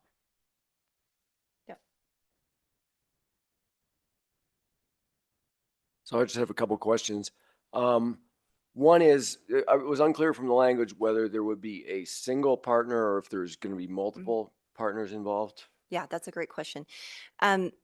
So ideally, we would have a single partner that would be interested, again, at least in the venture for East Bookend. And then if they would like to endeavor to a West Bookend, that would be an alternate option. But we are looking for one partner that we think can handle both and go through the concept plan with us, a development agreement, and sort of the final stages to development. So then how does the farmer's market fit in? Are they that single partner? I guess that wasn't clear to me. So the farmers market is going to be mostly partnered with the city on our side, so that they're sort of a key partner that we make sure, as folks submit to us, they're reviewing submittals with us, that they're step by step with us along the process. I understand. Two different words for partner. That's a great question. Just from the picture, it looks like 13th Street goes away. Is that Oh, 13th Street isn't necessarily going away, but we will be converting it into pedestrian plaza. Okay. So very similar to Pearl Street. Okay, that's kind of what I meant by going away. But Yeah, that's- yeah. And then the last one, and I don't know if there's is there another example of a similar public-private partnership that Boulder has done that might serve as an example for us to think about? Well, not certainly, I think to this scale, but it wasn't it wasn't considered a public-private partnership, but ultimately we did do a lot of I would say informal partnership on Boulder Junction. So that would be one example. It's a bigger scale. It's pretty different, but there was a building asset in there in terms of the train station, the historic train station, the developer coming in, renovating, and having a vendor work out of that while the city owned the property. So that's just one example. Thank you. Yeah. I will say this is exciting, and it really does have the potential to, draw more demand and activity in this area too. Now that I spend all my time walking to and from Pearl Street, I just see so many like different types of use of that area, right? So like there's a water play feature, there's kids running around, there's like that train that's popular. So in the farmers market is so vibrant, and there's so much demand. But we don't see the same type of, year-round, all-day activity in this space. But I think if we develop in a certain area with certain goals, we could really see like increased demand for, a very, very beautiful space. I wanted to just know a little bit more about what came through with the RFI. What were some of the ideas or concepts or, stated goals of some of the applicants who submitted? Awesome. So we did, like I mentioned, get 9 submittals. And it was really lovely to see actually after the public forum that we held, we walked folks through the 2015 Civic Area Plan and the 9 guiding principles, a lot of the community feedback that we've gotten from phase 2 as well. And so what we heard from submitters was a multitude of options. One was actually a few were looking at housing, and sort of one was looking at market rate housing. One was looking at some kind of subsidy housing or artist live work. We've had a lot of arts and culture sort of be proposed in this area, including thoughts about, the Sundance partner coming into town and if there's any kind of micro theater offerings in this area. But I'd say of wide variety, but a lot of them had hit those points on finding a home for the farmers market, which was key, and then also thinking about community arts and culture in the plan. Great. Well, I'm excited to hear more updates as this Yeah. all develops. Yeah, I just had a few questions about the process and the interaction with the DDA, which is proposed, as well as I guess it's the proposed enhancements to kind of attract this public-private partnership. So is there a timeline within which these events take place? Because it just seems to me, and I'm not all that familiar with it, that, why make the enhancements if there's going to be a public-private partnership that may not want those enhancements or may want to do something different? And so Oh, sure. why would we spend the money to do that? There must be some utility in creating that attraction, I guess. And then the other thing I was wondering is with the DDA, which seems to be a significant possibility, how will that impact the process? Would it be maybe more prudent to wait till that gets passed and approved by the voters within that district, or is it something that should we should just go ahead and do it simultaneously? I'm just interested in how you see that process unfolding. Yeah, I'll I'll go backwards and touch on the DDA first. So we'll get more into the DDA in a minute, and I'll kind of outline where we're at in terms of that process and how that aligns with what we're working on here. Generally, this process is, if I go down to my schedule,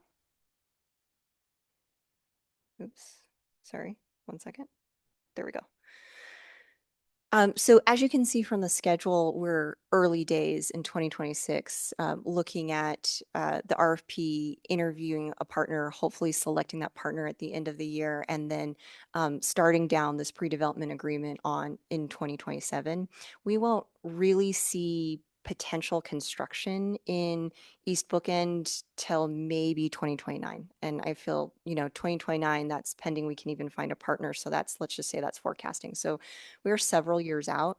The DDA process you'll see is going to be a lot shorter and will hopefully be up and running by this time that the development partner will already be building. So there's still opportunity there to actually pull some incentive out of the DDA for development. And then in terms of, it's a good question on why now. And I would say that the investment in the park space is something off of the back of phase 1 improvements being successful. And then, of course, we saw during COVID, a lot of our downtown kind of got very deactivated. And so looking at a lot of the things that we can do in terms of bringing vibrancy back, bringing people back, infusing more economic vitality and more vibrancy in the area, it would be to invest in downtown infrastructure that's one, also dilapidated, but two, bringing folks back so that there's activation, a sense of safety and welcoming in the area. So we do want to move forward with those improvements. And we do think that's also an incentive to attract a developer group to this opportunity. Just one more question, is that okay? Maybe it's a two-parter, not sure. I understand that there's a possibility, at least from one of the RFIs that I saw, of a lease for creation of some property, maybe a ground lease or something other than that, maybe even a disposal of property. I'm not really sure. Doesn't PRAB have some kind of role to play in that? If for example, there's a long-term ground lease of some of the park property to develop for housing. My quick review of the charter shows that, we give advice at least to city council about whether or not this is something we're okay with or not okay with. And city council makes that ultimate decision. So isn't there a role somewhere down the line for PRAB to be more involved in this process? Yeah, let me defer that to Allie. Yeah, I'll just clarify that. And I don't know if you want to show the map that everything on the East Bookend is actually not parkland. Shihomi's PMing it because she's brilliant and amazing, but everything to the right is really underperforming city property. It's not meeting current city needs. And one of the biggest benefits to the city through this partnership is the offloading of an underperforming surface lot, several aging buildings that are not meeting city needs. But so that's why we've said the PRAB doesn't have a formal role, because it's city property, but it's not parkland. And so PRAB's purview is specifically on land designated parkland. The West End is though, right? Is the West End parkland? I'll have to look at the parcel boundaries. If there were, then yes, you would be consulted. Yeah. Okay, thanks. Appreciate it. Just to piggyback off that one, if there's any disposal of parkland, Parks has to vote on that. And it does not go to council. If we do not approve it here, it doesn't go to council. It doesn't get disposed of. That's my understanding. It's my understanding, but there's another provision regarding a lease or a license. So if it's more than 3 year or up to 3 years, we have to approve it. And it's on a park. And it's on a park, of course. Yeah. Okay. Okay. And then I have a couple other questions. So, I know that you're all talking about the farmer's market being included, and I know that they're really interested in that atrium building. If developers, is there an agreement in place that requires requires the city to provide space for the farmer's market, or We currently have an MOU that we're working on with the farmers market in terms of this process. And so we're taking that MOU and those goals and definitely seeding them into the RFP Okay. for evaluation. All right. And we have stipulated that farmers market would prefer to be in the atrium. So Atrium. we've definitely included their preference. Okay. And then I'm super familiar with RFPs, but not so much with RFIs. If somebody had completed the process of the RFI, does it give them a leg up on the RFP? I mean, what's the point of doing, like, what does it benefit a developer to do the RFI? Yeah, that's a great question. So specifically in this RFI process, again, because it was so informal, we put direction in there that if you had submitted to the RFI, that wouldn't necessarily give you points or would preclude you if you didn't submit to the RFI. So this was just a general test of what the market was interested in and a test of what they think they could accomplish on the East Bookend. Why do you think somebody would submit it and not just wait for the RFP? I'm just curious. I think it's really beneficial for FaceTime to understand the project in depth and in detail with city staff. So just gaining a little bit more knowledge on all of the wants and wishes. And I'll add a note that there is a benefit to a developer because in an RFI, we're saying, you tell us, like, we know there's, Yvonne, your question earlier was kind of going to what's the market say this property could be good for? What's going to pencil out and make it have money for a developer when coupled with the public benefit that we're going to ask of this project? And so they're able to say, here's what we think would pencil, here's some concepts, and here are questions you need to answer for us to be interested in an RFP. So we got a lot of really helpful feedback from developers that said, when you put out an RFP, these are some questions we're going to have. And if you want to be partners with us or you want us to be interested in this property that is, to the point earlier, it's really constrained by the floodplain, by landmarked buildings.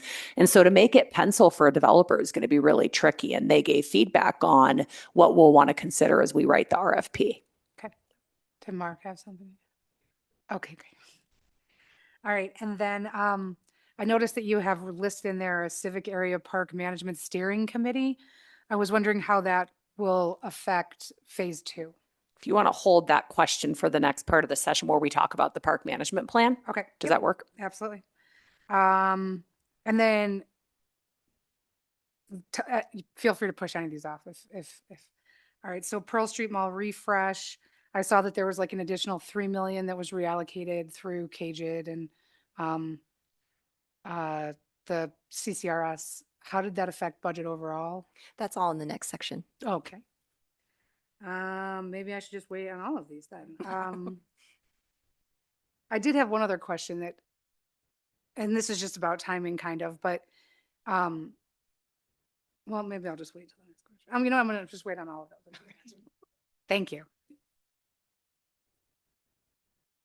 So thanks a lot. I look forward to hearing more about this public-private partnership. Just a couple of questions or comments. I was really happy to see as part of the beginning paragraph of this whole downtown projects update, a comment on ensuring that park rules and enforcement takes place to promote a safe and welcoming space, because I think that is so, so important for this green space, this whole area geographically. So very happy to see that.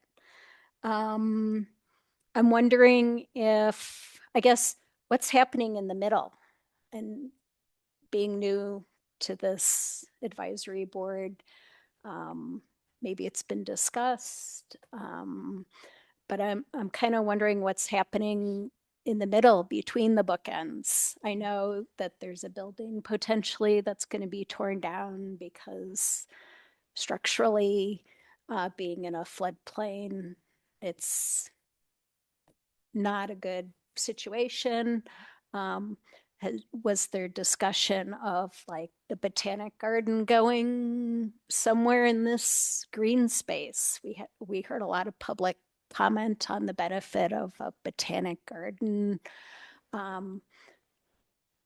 And So Dan, I wonder guess if- I'm wondering about kind of that Yeah. middle. So we've been on a multi-year process to get to the concept plan, and it's now gone through planning board and city council.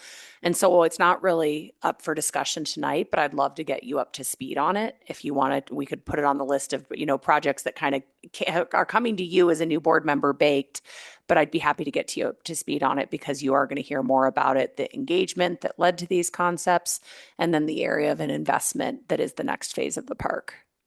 Yeah, I'm not necessarily interested in like the engagement or that part of it, but if there is a plan for kind of the middle space, I would like to know more about what's happening there. There is a robust beyond- web page online with summaries of the concept planning and what the data has shown and the interest. I mean, certainly there's a lot about engagement, but you'll see the concept plan and why things are where they are. Does that answer your question? I guess I have to go look online, and I looked up some of the other projects that were included as part of this update, like Primo's Park and Barker Park and, the East End bookend and some of the other things, but And like Ally it wasn't mentioned- necessarily clear to me what to look up in terms of that middle green space. We can send you the project website, but I'd also be happy to sit down with you and walk you through the process that we've been through the last 2 years.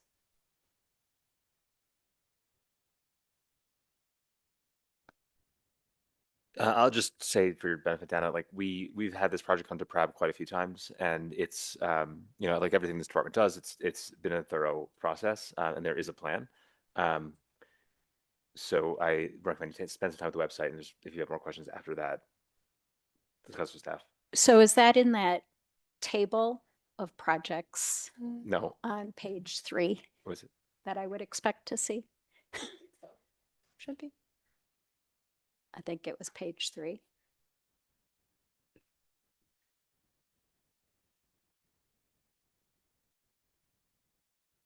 Not page 3.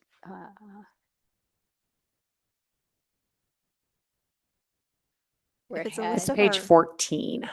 And you civic area, it has the renovation and renaming. It just notes it's in design phase. You're getting this update in June, but we'll continually update that. So whatever was previously reviewed, that is part of the civic area renovation and renaming? Yes, ma'am. Yeah, I would maybe So we'll suggest get that- our web pages updated to say Boulder Creek. Yes. Because that, I feel like it wasn't really covered as sort of an update in this meeting, the middle stuff then. Yeah, I mean, That's true, it was it says, because like most of the projects do have like a link to something in the civic area park. Does not. So maybe Oh. just include that. We can update that. That'd be great. Thank you. Anything else, Dana? Okay, I'll just make one comment, and actually, Yvonne, you said most of what I was going to say, but I guess I just want to ask, like, I know that we are not looking for more ways to spend taxpayers' money, but did we ever consider just doing a public project instead of bringing in private equity that would then have to be leveraged for profit? So I'll take that one because it really ties back to the facilities master plan in 2021. And so these buildings and this surface lot, they're not performing a need that the city needs. Like there's not a need. And so it is on the list of sites that the city is interested in offloading. So over decades, we have ad hoc properties all over the city. And this is one, and certainly with Alpine Balsam and consolidating there, the city's divesting of several buildings. Some of the buildings are going to become parkland. That's over where Park Central and New Britain are. And on the East Bookend, it's an opportunity to divest of an asset. There is not a need that the city sees that could be met at this site. And it's one that you can generate revenue to fund projects where there is community need. I mean, I know there's so much we still need to learn, but I am concerned because we can do that. We can sell our property and use those funds to invest in our community without needing to bring in a private partner. Because again, ultimately, I know I'm simplifying, but ultimately The only reason to do this is because we're cash strapped and we want money and we want to finance it over a 50, whatever, 30, 50-year period of time. That's the only reason we would do a P3, as far as I know. And we don't have the money. And so that's why we're looking at this. So I just think no matter what, it's a very expensive delivery model because the cost of capital is higher for private versus government. There's a whole litany of issues on why this model is very expensive for the taxpayers. So I just want to be very cautious. If we're going to do this, like really, truly, we need to have experts on our side on a P3. So I hear the concerns that we have smart people doing good work on this project, and I know that we have an expert P3 attorney. I also just feel the need to call out that council has blessed this direction, and really it's in the interest of time, I'd suggest that we move on to the other topics because it's not up for discussion whether we pursue a P3 here. Okay, but we are an advisory board for parks, and just because council has made a decision, that doesn't mean they won't come back. It's very possible. I'm not saying that council doesn't know what they're doing. I'm saying it's possible they don't understand how expensive a P3 model is. And if we have people asking good questions on the advisory board on whether we should pause, slow it down, just take a deeper look, understand better what we're getting into, that's the whole purpose of this body, is to advise city council, hey, we've got some expertise here and we might want to ask you some questions. Do you know that it's a much more expensive delivery model? No matter how you spin it, a P3 is much more expensive on the taxpayers. So I don't like being dismissed because we have a role here as experts. And if we're asking questions, I don't want to assume that city council has already asked these same questions. Maybe they haven't. We don't know. So I just don't appreciate that we're not, that the questions we're raising are potentially valid questions that city council hasn't considered. Can I clarify something too about the P3? So the P3 on the East Bookend is specifically looking at around the Boulder County Farmers Market and how we get them a space within the East Bookend. And so unlike a bigger, larger P3 or a big infrastructure project where the whole block is looked at in terms of a partnership, it's really this one very specific segment at this point in time. Now, if a developer submitted on any other ideas, a land lease for another property, we would certainly look at that. But the P3 really pertains to our partnership with Boulder County Farmers Market. Which is why I question why they would want to be involved in this. You see what I'm saying? Like, what are they getting? Why? How are we attracting them? Ultimately, they want to make money. That is their model. That's why they would want to engage. And I don't have enough information to know, like, what are we trading? What are we giving them to make this an attractive investment for them? Because a farmer's market's not going to bring them a bunch of money. So there's got to be something else. Normally, they get revenues or tolls from a big road project, right? So they know what kind of profit they're going to get. It confuses me on the scale of this that we're talking about, that they would want to be involved. Like, what are they, I'm just asking the question. I don't know. What are they getting out of this? Yeah. Oh, go ahead. Yeah, I want to clarify because I think it's, I understand the perception that I was being dismissive. I want to call out that when PRAB is providing advice, it's at the request of city council. And and my intent was to clarify, they've not requested PRAB's advice on this matter. And so again, you're welcome to keep talking about it, but your best bet, if you have opinions that you think they might benefit, is to reach out to them individually because they've not requested the input from the PRAB on this matter. Okay. Thanks, Yvonne. I'm going to suggest that we do move on, and then perhaps this is something we can revisit during items from PRAB if we need more time on it. So let's go to the next phase of the presentation. Great. Okay, so still talking about civic area, we're going to dive into the park management plan. So this isn't necessarily on design, but it's taking care of what we have, what we're going to design, and what we're going to build. So during the design phase, we've been doing a parallel process on a park management plan and how we're going to operate, fund, and activate this new space that we're trying to build downtown. And to do that, what we've really endeavored is looking at a management model that is a quadrant. So that is the placemaking or the design, taking care of what we have, or the maintenance and operations of a space, space activation, so the programming of this park, and social behaviors. So thinking about rules, regulations, and promoting those social behaviors within the park. I'll mention that this model isn't unique to Civic Area. We're actually applying this park model to all of our parks as we move forward. Barker Park, which I'll mention a little bit later, is also looking at a park management plan once that's built.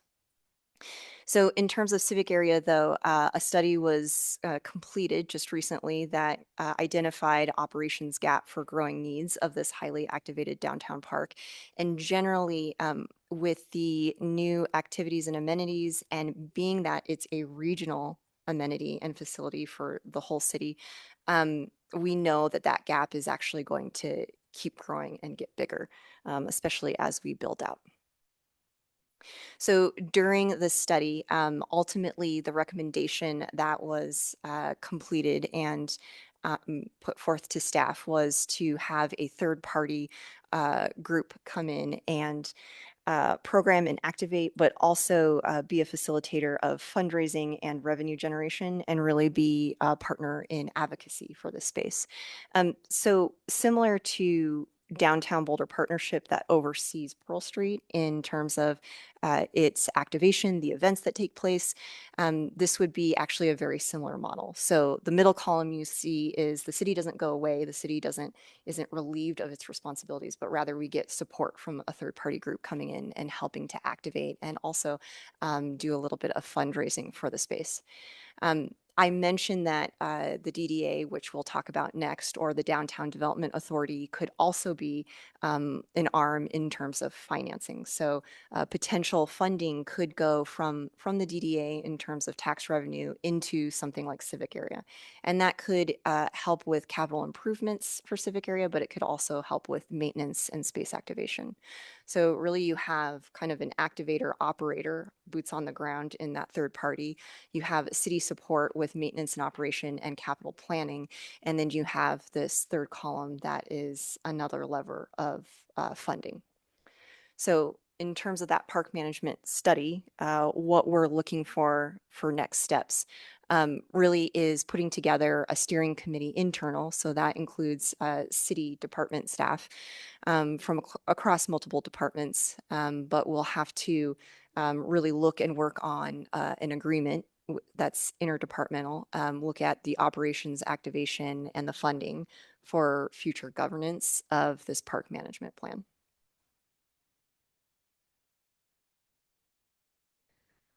Okay, so that was a quick update in terms of park planning. Shihomi, I wonder, yeah. let's just check in and you tell me, but it sounded like there were questions on that. Would you rather go through DDA or take questions on park management and then go to DDA? Yeah, we can take the questions that were on DDA here. Because I think Jenny, or park management, you had some questions around the park management plan. Park management, yeah. Yeah, park management, sorry. So just my question on park management was how the new management steering committee, so it's staff. Correct. Staffed. I'm sorry. It's yes. A committee made up of staff. Yes. And how would that steering committee then impact phase 2? Like, what's the timing of creating the steering committee, and then what we have planned coming up for phase 2? Yeah, it's a great question. So we do have an interim process looking at phase 2 only, and sort of that specific gap in which we'll take steps to see on how we're going to achieve that gap when we get to ribbon cutting, which should be end of 2028, 2029. So we have some time to work on that internally, which will be a similar group as the steering committee to look at that. And then we'll also look at the full build out. So once that park plan is fully achieved too. Okay. And this is a very specific question, and tell me if I'm just getting my wording wrong, but I remember when Sundance was announced last year, one of the questions we had a presentation on Civic Center, and we had been determined that there was like $17 to $19 million dedicated to this particular project. And it was supposed to start this year And I specifically asked if it was going to be escalated to finish before Sundance arrived. And the answer was no, it was not going to be escalated. But the beginning of that project was supposed to be like now. So I was wondering, do we have any, because then, and I'm assuming you'll talk about this a little further also, but in the, more in the packet, it said that there was some stuff being done that was going to be for Sundance, but that none of it will be done until spring of 27. So I'm just wondering, my timings, I feel like my timings are off. So I was just wondering about updates on those. Yeah, and it might be that that was part of our Pearl Street refresh update. Okay. So I do have a slide on that. Some of that is we're supporting general maintenance and operation upgrades, and we're trying to get that ready for Sundance, because Sundance will have a couple of venues specifically on Pearl Street. So we're definitely working hard to achieve that. Civic area, we are ensuring that at least construction isn't going to impact Sundance when they land, and it shouldn't. So we're planning on starting some sort of, we still have that funding dedicated, 17 to 19 million dollars For civic area, yes. And it's supposed to begin construction when? 2020, mid 2027, potentially beginning of 2028. Okay. Yeah. I want to call out, because I know there's always the concerns on construction timelines. Because we are in the floodplain in Boulder Creek, this is highly dependent on that federal approval and the map revisions and floodplain work. And so that's why the timeline's really TBD. That process can take anywhere from 9 months to a year and a half. Okay. And so the project timeline is going to be TBD until we get through that federal process. Okay, I understand. And then the DDA, what is the timeline on when that's decided by council? I can go through that next if there's no other questions for. And Park my management. other DDA question was just, the DDA is, as far as I know, is supposed to take over, and this could be too detailed, but it's supposed to take over KJID and UJID. So those two would go away and we'd be DDA only. So I'm wondering if it's too much to ask right now, but what does that increase in revenue actually look like? So the DDA wouldn't be in addition to, it would take the place of. Jenny, can we just hold the DDA questions for a minute? Because I thought that Dana had a park management question. Am I misremembering? Okay. I do. Sorry. Just a real quick one. There's a reference to peer city studies, case studies that were consulted or reviewed in order to, I guess, recommend this phase transition. Yeah. Could you just tell me a few of those? Because I'm just personally interested in taking a look at it. Yeah, so we did look at a few in Texas, and I'll have to get back to you on the names specifically. I know one of them was along the Waterloo improvement in Austin, Texas, and Waterloo is a bigger improvement along their riverside, and it has multiple parks. There's a specific park that we looked at that had an event venue and similar amenities that we're looking at for phase 2. So that's one. The other one that I'm thinking of in Texas, and I'll get back to you on these names, is a Plaza Square that is highly activated in downtown Houston, I believe. So we've looked at a few parks either because they had similar programming, sometimes they were a similar size, and or looking to what we were trying to build out to in the future. So I appreciate it. I don't want to make any more work for you. I'll Google and find these. okay, thank you. And if I can't find them, I'll get back to you. But thank Yeah, you. we can send that to you.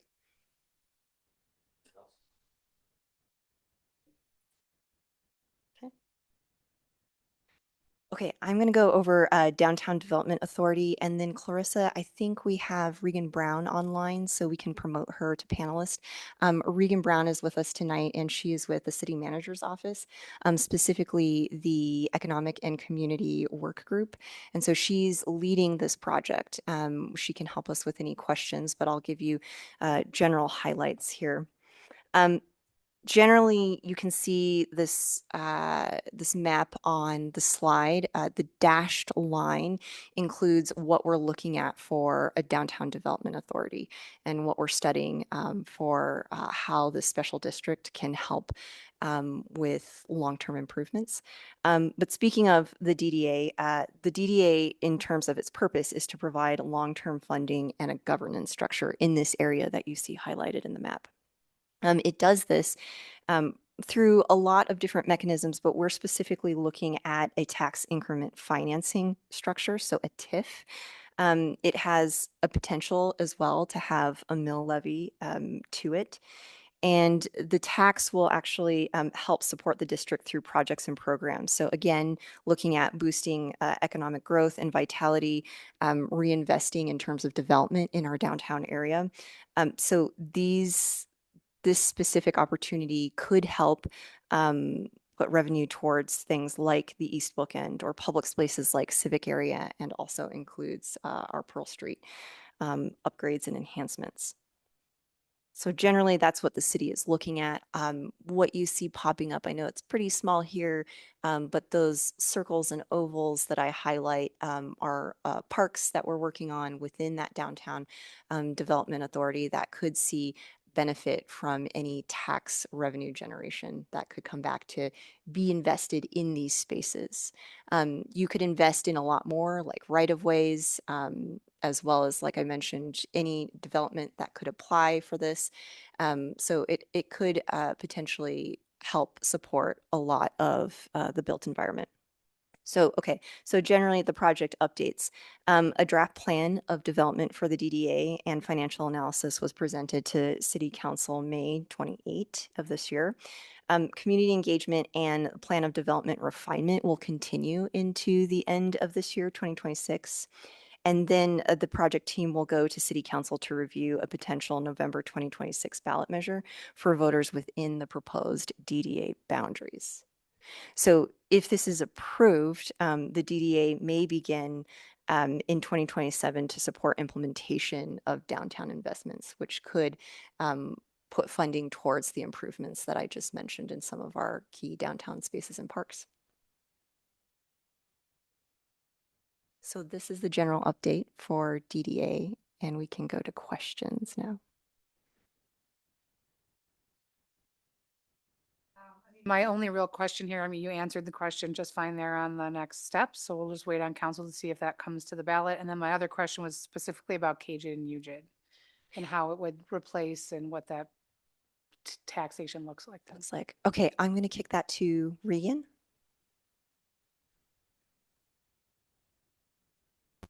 Can you all hear me? Yes. Okay, great. Hi, everyone. My name's Regan. As Shihomi mentioned, I am the Economic Development Strategy Manager in the new Office of Cultural and Economic Development. I heard a question about KJID and UJID and kind of what the plan is there. Is that correct? All right, yes. So the recommendation at this point is to dissolve KJID and UJID, in which the DDA would replace those existing GIDs. And so the intent would be that the DDA would essentially replace the KJID mill levy, and it would apply it DDA wide. So right now, I think KJID and UJID cumulatively generate about 1.5 million a year. I have to go back to the data, but I think that's roughly about what they generate annually. And with the DDA, that mill levy, if applied DDA wide, the current KJID rate, it would generate about 1.8 million annually. So not a huge bump, but that would really be for the operational funding, kind of the startup funding to get this DDA up and running. What's really significant and unique about a DDA is its ability to generate tax increment financing. And so TIF, tax increment financing, it accumulates kind of slowly over time, which is why that mill levy is crucial in the early years. But the TIF funding does have the potential, looking at kind of conservative growth projections that we analyzed with our consultant team, does have the ability to generate roughly 200 million over a 30-year period. So the initial life of a DDA is 30 years. And so we're looking at about $200 million. These are just initial financial projections over that 30-year period. Okay, thank you.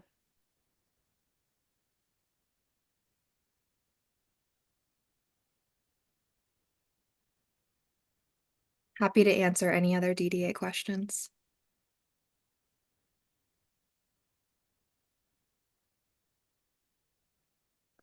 Okay, I think we're all set. Okay, thank Great. you. Thank you, Regan. Okay, I have a few more updates and then we'll take any other questions. I think there was one on Pearl Street. Really quick, Barker. So this is a park that is just northeast of Pearl Street. It's a smaller pocket park. We own some land that Boulder Day Nursery also leases from us. So there's a synergy here to upgrade some very much aging infrastructure in terms of play. Just a quick update on the park. So the design development milestone has been completed for the park. Construction start date has moved from summer 2026 to fall 2026. We had some consultant availability that has pushed out that schedule slightly, but we're still tracking for a ribbon cutting that will be spring of 2027. So it's a very small delay there, but we're really excited for this park. It's going to be our first permanent nature play installation. So think Wildwoods, but it will be permanently there. So we're really excited for it. Okay, Pearl Street. We have launched some of our Pearl Street Mall refresh improvements this year. So for this year in 2026, we're looking at maintenance improvements. So think safety improvements such as bollards and cameras, things like what you see here in terms of perennial plantings. So think climate conscious and low water use plantings. As well as some general brick replacement and painting of furnishings or kiosks that need it. So that's sort of the refresh part of 2026. We'll move into spring 2027. And so really looking at some more pop-up improvements. So again, not exactly like Wildwoods, but think that temporary structure for nature play, but looking at furnishings and gathering and seating spaces too along Pearl Street. So getting those ready for the summer of the 50th anniversary. I'll just mention because there was a comment on Sundance. So a lot of that maintenance and kind of taking care of what we have love will go into 2026. And we hope to have those complete before Sundance lands. Then the improvements for the 50th will, again, not try to impede anything that Sundance is doing. We know they're coming in. They're going to need a lot of flex space for their own events. So we're working around that, but we're getting prepared for the 50th on those temporary pop-up improvements. And then just a reminder that the vision plan is currently a future phase and it is unfunded at this time. So any major upgrades to infrastructure, utilities, things like that, we are definitely tracking with this group, but we will not be necessarily going into design on any of that. For PRAB specifically, what we're going to be looking at in terms of the end of this year is doing an update on a conditions assessment. So we're out there right now. We're looking at the aging infrastructure, what needs to be replaced in full, maybe what needs just a little bit of a bigger maintenance priority chunk in terms of funding to it. But we hope to come back at the end of this year to sort of give you the state of the union of Pearl Street and how it's weathering. So with that, we have completed all things downtown update. Okay, thanks, Xiaomi. Vaughn, do you have any questions? Okay. Peter? Michael? No, thank Okay. you very much. Thank you. It's really Yeah. helpful. Jenny? Dan? Did you say cameras? Yes, so looking at security cameras, we have one mobile camera currently for security. We're looking at a few locations of permanent cameras. And Allie and I talked a little bit about this, but what about security cameras in the vicinity of other recreation centers or park space for security purposes? Yeah, I'll let Allie take that, but in terms of downtown, we're really focused on Pearl Street and specifically on Pearl Street within the bricks. Yeah, for the recreation centers, we have a very limited deployment of cameras compared to modern facilities that are built today, or even just agencies that have had more more funding available to invest in the facilities. It would be our hope. We've had them on an unfunded list to expand cameras within the recreation centers, in the parking lots and other spots in town, and have not had the funding available. We'll keep trying.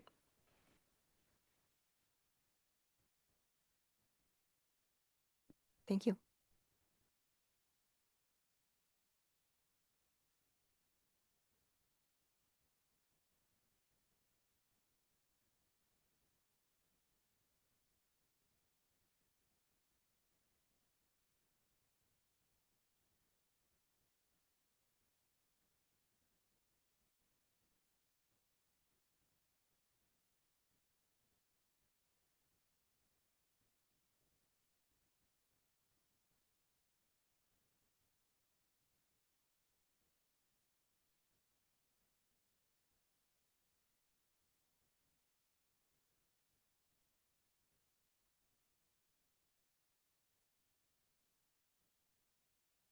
Bernie, can you turn your mic on, please? Mr. Chair, can you please turn your mic on? Thank you. So sorry. So we had talked about the potential of this body writing a letter to City Council in support of or in not support of certain things. I want to suggest that it's premature until we know what City Council thinks about what they're going to do. What do you I think, Jane? agree with you. I kind of decided to wait to do anything until this came out, and just for everybody's, so you don't have to dig into the 600-page packet. Generally, the opinion was divided on the permanent parks and recreation tax increase, with the opposition slightly ahead of those who voted yes. I think based on the survey results, I mean, it looks like the bond is what's leading. I think that council's going to pick one of these things to put on to the ballot. I don't know what they're going to end up doing with all of this. But I almost feel like it's, I don't know. I feel a little bit strange knowing that there's only 4 options. I don't think that what we say at this point is going to, I don't know, sway them. You know what I mean? Like they need to figure out something. They're going to put one of these things on the ballot, I think. I hope it's not the permanent parks and recreation property tax, but if that's where they think that the money can come from, I think they're going to do whatever they want to do. Well, I think the challenge is that, like, I mean, in my reading of the data, it seems like there's a lot of interest in the city having new rec centers, and there's not a lot of interest in paying for it. Exactly right. Right. Which is, we're right. It's always the same here. So, I mean, nothing pulled over. The only thing that pulled over 60% was the vacancy tax. Everything else was in the 40s. right. So, will they? It seems like they probably will pursue that, which is great. That doesn't get us all the way. I mean, that I guess it's like $1 million. right. Yeah, it's like Yeah. maybe. So I mean, we could say now we think that we can help you educate the voters and we can get this tax increase that we need. That seems like it might be a big ask for this group to promise. I mean, I would say that it just from the data, and I think they would take it the same as we would, that it looks like the bond measures are going to be the ones that are the most favorable for this. And so I don't know if it's worth our time to weigh in. I don't know. I don't know that it's going to matter. What would we say? What would give me? I mean, sort of because a- in my opinion, I don't think I personally would rather go with the bond measure than I would go with the permanent parks and recreation, because it's going to take away some of our dedicated money. So it takes away $7.5 million of our dedicated money, which then in effect we could get back later in some fashion over the years as more or less, but Well, it doesn't take it away. It just it removes the dedication. So that would no right. longer be a line item for us. Exactly. So permanent parks and recreation would go away and turn into something else. It could fund a whole bunch of different other things. So they could use it for fire stations. Sure. You know what I mean? Whereas Yeah. they can't right now. Right. So on the other hand, we're not acquiring parkland right now, which is that's right. But we have a lot of maintenance that we need to do. So to lose but it's permanent parks money. Can it go towards maintenance? just the Yeah, acquisition. Just the acquisition. So, I mean, I'm just Or not sure. permanent improvements. I mean, it can be used for capital. It just can't be used for day-to-day operations. We can't pay to shovel snow or a lifeguard. Okay. So, I mean, that was my only concern, was that we would potentially, if they decided to go that way, we could lose that money out of our bottom line and have it go towards something different. So, I mean, that like my initial reaction was to try to just kind of fight for that money and let them know that at the very least know that PRAB is watching and we want to make sure that we get every dollar that we can to continue to fight towards the maintenance and even maybe even acquisition of our properties, depending on where we stand. I don't know. You know, next year could be something completely different. With that in mind, given the way that everything popped in with the statistically valid survey, which I got, by the way, I wasn't a huge fan of it personally. Yeah, you saw it? You got it? Yeah, I wasn't a big fan. Because I think there were, I didn't memorize it, but there were questions where it was like, well, it depends. My answer was, it depends. Is it, where are you going to spend this money? If you are going to spend it in a way that I don't agree with, then no, I don't want you to. You know what I mean? To- Like to- that's, to that, use, to it take was it, right. multiple questions like that where I felt like if I were, I mean, I answered the way I did, but I can imagine a lot of other people were saying, well, it depends. Yeah, depends. Yeah. And I mean, the way when they did the city services and what were most important, ongoing maintenance of facilities scored rank number 1. So, I mean, that's a huge plus for us. I feel like wildfire response, then SAMPS. A lot of this is parks. I mean, parks is obviously really important right now. And so again, that was kind of my issue with saying, you know, I don't know if undedicating those funds and putting them, or at least expanding those funds is the right way to go right now. But I'm not clear in my head as to what I think we should do. And maybe we should let them discuss, because I mean, the ballot measure language was written in the Potential. yeah, potential ballot, you're right. So they had language in the survey. So maybe what we do is, I mean, I always watch the council meetings, so I'll watch on Thursday, and if they look like they're leaning towards that one, maybe then we respond. I mean, either way, I don't know if us writing a letter is gonna make a difference. I It's a don't know. special meeting, so they're not taking any action, right? They're not taking any action, right? I'd like to just pause and, is there anyone on this dais who has questions about the process, Which process? the city council ballot measure process? Like we dove right into talking about data, which is awesome, but We like, did, yeah. maybe Ally, could you just give us a quick overview about where we're at and what are the next steps?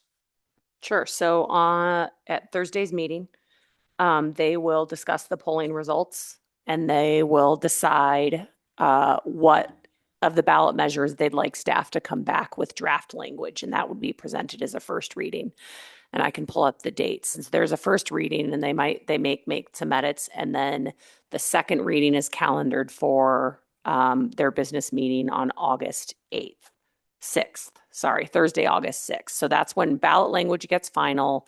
Once that happens, I think we've talked about, that's where staff's role shifts, because it's a code of ethics violation for us to do any advocacy on behalf of ballot measures. Our job is just to inform. So we would go live with web pages and information, but then really if there's to be any advocacy on ballot measures, that would have to rely on community partners. It is in Play's MOU this year to support a campaign. That is often one of the benefits of a Parks nonprofit partner.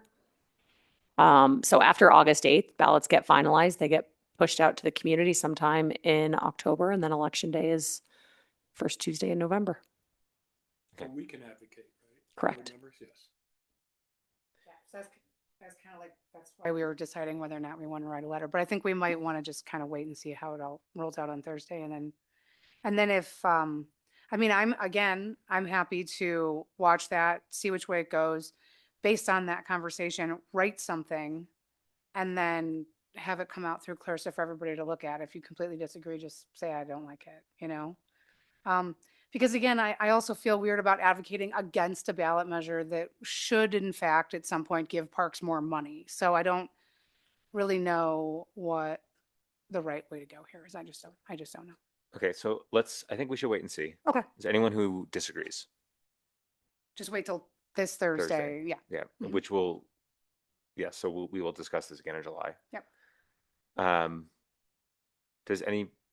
Again, I just want to ask, does anyone have any questions about this process or about what city council is thinking about doing? Okay. And I mean, just to note too, usually when the polls happen at they like them to be about 60% in order to put them on the ballot. And the fact that nothing pulled over 50 is, it's concerning, and it's curious to know what council will decide to do with all that information. So I can't wait to hear what they say. Did the same thing happen with CCRS? I feel like it polled badly. CCRS pulled good, which is why it was on the ballot. There was another one that was pulled at the same time. And Okay. it was like part of the long-term financial strategy. It was a dededication of several of the taxes. Yes. And it was a public realm tax. So it would Public have, realm, yes. it would have dededicated several of the dedicated taxes to give us greater flexibility with operating dollars. And so this was a little sneaky because what they did is with the permanent Parks and Rec is they're still dedicating it. They're just calling it something else and expanding the use. So it still looks dedicated, but again, to us, I feel like it makes a big difference. So Well, it seems like also the bigger problem is that it polled badly. it pulled back, they all did, Yeah. except for vacancy, which is not going to get anybody enough money to do anything at all. So, so yeah, I think we just got to wait. All right, then we can move on to verbal matters. Do you want to start here? Yeah, is this the updates from Yes, the board? yeah, general updates. Okay, great. So, I think Bernie also, you had a chance to talk to Pickleball, right? Yep. I will say, first of all, they said, I think Jenny, you also talked to them as well, but they said that they were very disappointed that no one else went to go meet with them one-on-one. Just, you know, it's a good opportunity if you can find some time, maybe towards the end of the year. They're lovely. But they have a lot of frustrations with, you know, they just want to see more going on with pickleball. But I'll just give a little bit of like an update and share some information just around Open Play, because I went and I saw them at Open Play. Okay, so for anyone who doesn't know, Open Play is actually a really great community activity. So, you know, any individual can go in and they can rent a pickleball court for just them and their friends to play. That's great for them and their friends. Open Play is different. So all of these courts are reserved for Open Play. So you just show up. You don't need to have a friend or a partner. You just show up and then you put your paddles like on the wall. And so that's the order. So you're just throwing in your paddle, and then when the next court is available, you jump in and you play with new people. So you see people who are, you know, like seniors with young people, you know, partners, people who came with their friends, people who come alone, all like playing pickleball together. And what's really great is, so the SPOCO Association, they sort of informally, like they run Open Play. So again, this is a great service that they're providing that's like a community benefit. So, you know, there's someone there to like kind of help people out. You know, oh, you put your paddle up here. They actually created the little baskets for the paddles. They also brought some chairs to put out, so you can sit on the chairs while you're waiting to play pickleball next. So again, great organization that cares a lot and is really helping to organize this activity. And one very in the weeds thing they said is for Open Play, the city has given them all of the courts except for one. So I happen to agree with them that if the demand is there, it probably makes sense to also give that other court to Open Play as well. I can definitely respond to that. It has Okay. been a topic of discussion, and we have had several families with young kids that want to go out there specifically at the South Boulder Rec Center courts and be able to jump onto those courts as well. And so typically, even though one court is reserved and that's a full tennis court, so 2 pickleball courts, they are still being used. They are not sitting empty. And so and when they're, I think that the biggest thing is philosophically, we want to make sure that there is open access for those that are not BOCO members. And But it doesn't have to be BOCO. You don't need to be a correct. BOCO member. Correct. But I think the thought was little kids or people learning to play that don't want to be part of a competition. Yeah, I think that that's fair. I do think it's a little confusing though, if not all of the courts are open for Open Play, because then it's like the people who have reserved that one extra court, when they're done playing their game, like the people who are waiting jump in on the court, and then it's like awkward because they actually reserved that court for that time period. They're not part of the Open Play. Anyway, this is very much in the weeds, but just wanted to voice that I actually did agree with them on this one issue. And I think in general, I think it's great that you have a private association that's actually offering something that is open to the full community. So I think that's just maybe just a little bit of a recognition of that's great, could go a long way. Yes, sir.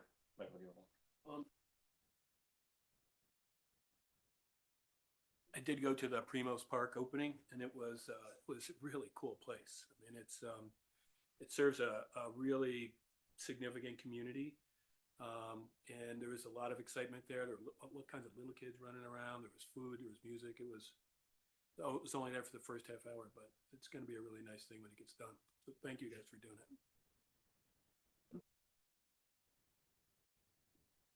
It looks like Channing is going to take the place of liaison to the PRAB. Not to steal your not to steal your thunder. He'll tell you all about his meetings with them, but I'm really excited to have some fresh blood there. I'm going to stay on the golf committee with them, just to make sure that I can continue to stay involved because I love the organization. So otherwise, my kids, it's summer, and so I'm completely overwhelmed. So I've not gone to any parks things, but I will soon. I was just wondering if there is some sort of follow-up that I'm supposed to hear for that long-term strategic liaison, finance, whatever role, because I haven't heard anything. We were going to bring back the liaisons and next steps at the July meeting, but Dana, you're specifically going to hear from Jackson to set up time with him.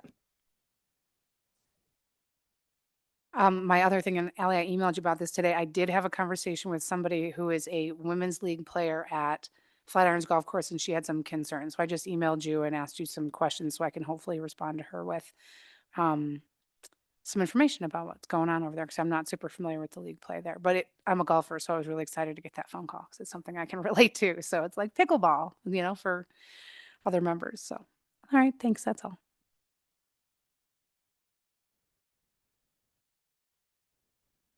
So speaking of things we can relate to, on Saturday, I went to the South Boulder Rec Center to swim. There was a swim meet going on, and so I couldn't swim. So I went to the Louisville Rec Center, which is the first time I'd been there. So I was like, okay, cool. I can do some industry research and see what this place is about. We hear a lot about it. And while I was super impressed by the breadth of amenities, and the programming space, it was really nice that they had all that for their kids and for the community there. What surprised me was the condition of a relatively new facility. I think didn't they finish in 2019? So it's only been like 6 years in operation or something like that. Anyway, I was pretty surprised and disappointed, honestly, because this facility, I mean, it should look sparkling. It should look amazing. And some of the things that troubled me were maybe it was the material selection. I don't know. And I know that this is getting in the weeds, but it's just reminded me that, we really, and I know our staff think about this, but like the architecture firm, especially, hopefully if it's the same architecture firm that would be redoing South or anything else we're doing, man, there's some bad selection of materials. Like the hot tub, the floor in the bathrooms was a black little bitty tiles that looked really dirty and hard to maintain. In the hot tub, it was just this white film of calcium. It just looked dirty. The caulk was brown. The first shower I went into didn't even turn on, like the handle wasn't working, the dryers weren't working. And so it just reminded me that whatever we end up doing when we eventually rebuild South or renovate other facilities, it's so important. And I know that Allie agrees with me on this, it's so important that the firm is specifying materials that can actually be cost effective to maintain. I went to South to swim the next day, and I mean, it was remarkable. South looked newer, and I know we've invested in South, and I thank you for that. Thank the department for that. But South looked newer than Louisville. And it was potentially maybe just the material selection, like white tile is easier to keep clean and, you know, you don't have to scrub the white calcification off. But just like the operations of South Boulder Rec Center, the lighting in the pool area, whereas in Louisville, it didn't have very much lighting, so there's lights inside the water. The pool looked, the flooring in the pool, again, this is a newer facility, right? And it was yellow, sort of dingy brown, a white surface. So it's just like, okay, when we invest millions, like we want to do in our facilities, it's just so important that our firm, the architecture firm, is specifying materials that are durable and can easily be maintained by our staff. So anyway, that was just my observation. Two things real quick. If there was a celebration of 40th anniversary of the Boulder Creek Path that happened at Riverside with a reception, really great slideshow. So it was great to see that. Saw Allie there. And then, as Jenny said, I met with Angie from Play Boulder and also went to their board meeting the Thursday prior to this. And so I'm engaged with them and will be following up as being the liaison. Thank you. Congratulations. Thanks. Like Kira mentioned, I had coffee with folks from Boca Pickleball, and they are frustrated, and I think we all share their frustration to one degree or another. And while it's difficult to sit with people who are unhappy, I think it's always I've always found it valuable to give people an opportunity outside of this meeting to connect, and I was glad to do that for them. And I'll just mention for myself, I've had the opportunity to go to use some of our facilities at different times of day than my usual habits, and it's been interesting to see like who's in south in the middle of the day instead of the end of the day or first thing in the morning. And it's been a little bit, it's just an interesting perspective. Nothing newsworthy for the staff, of course, but just a different perspective for me. And I think I have one other thing to mention, but it just left my head. So I'll save that for next month, I guess. Okay.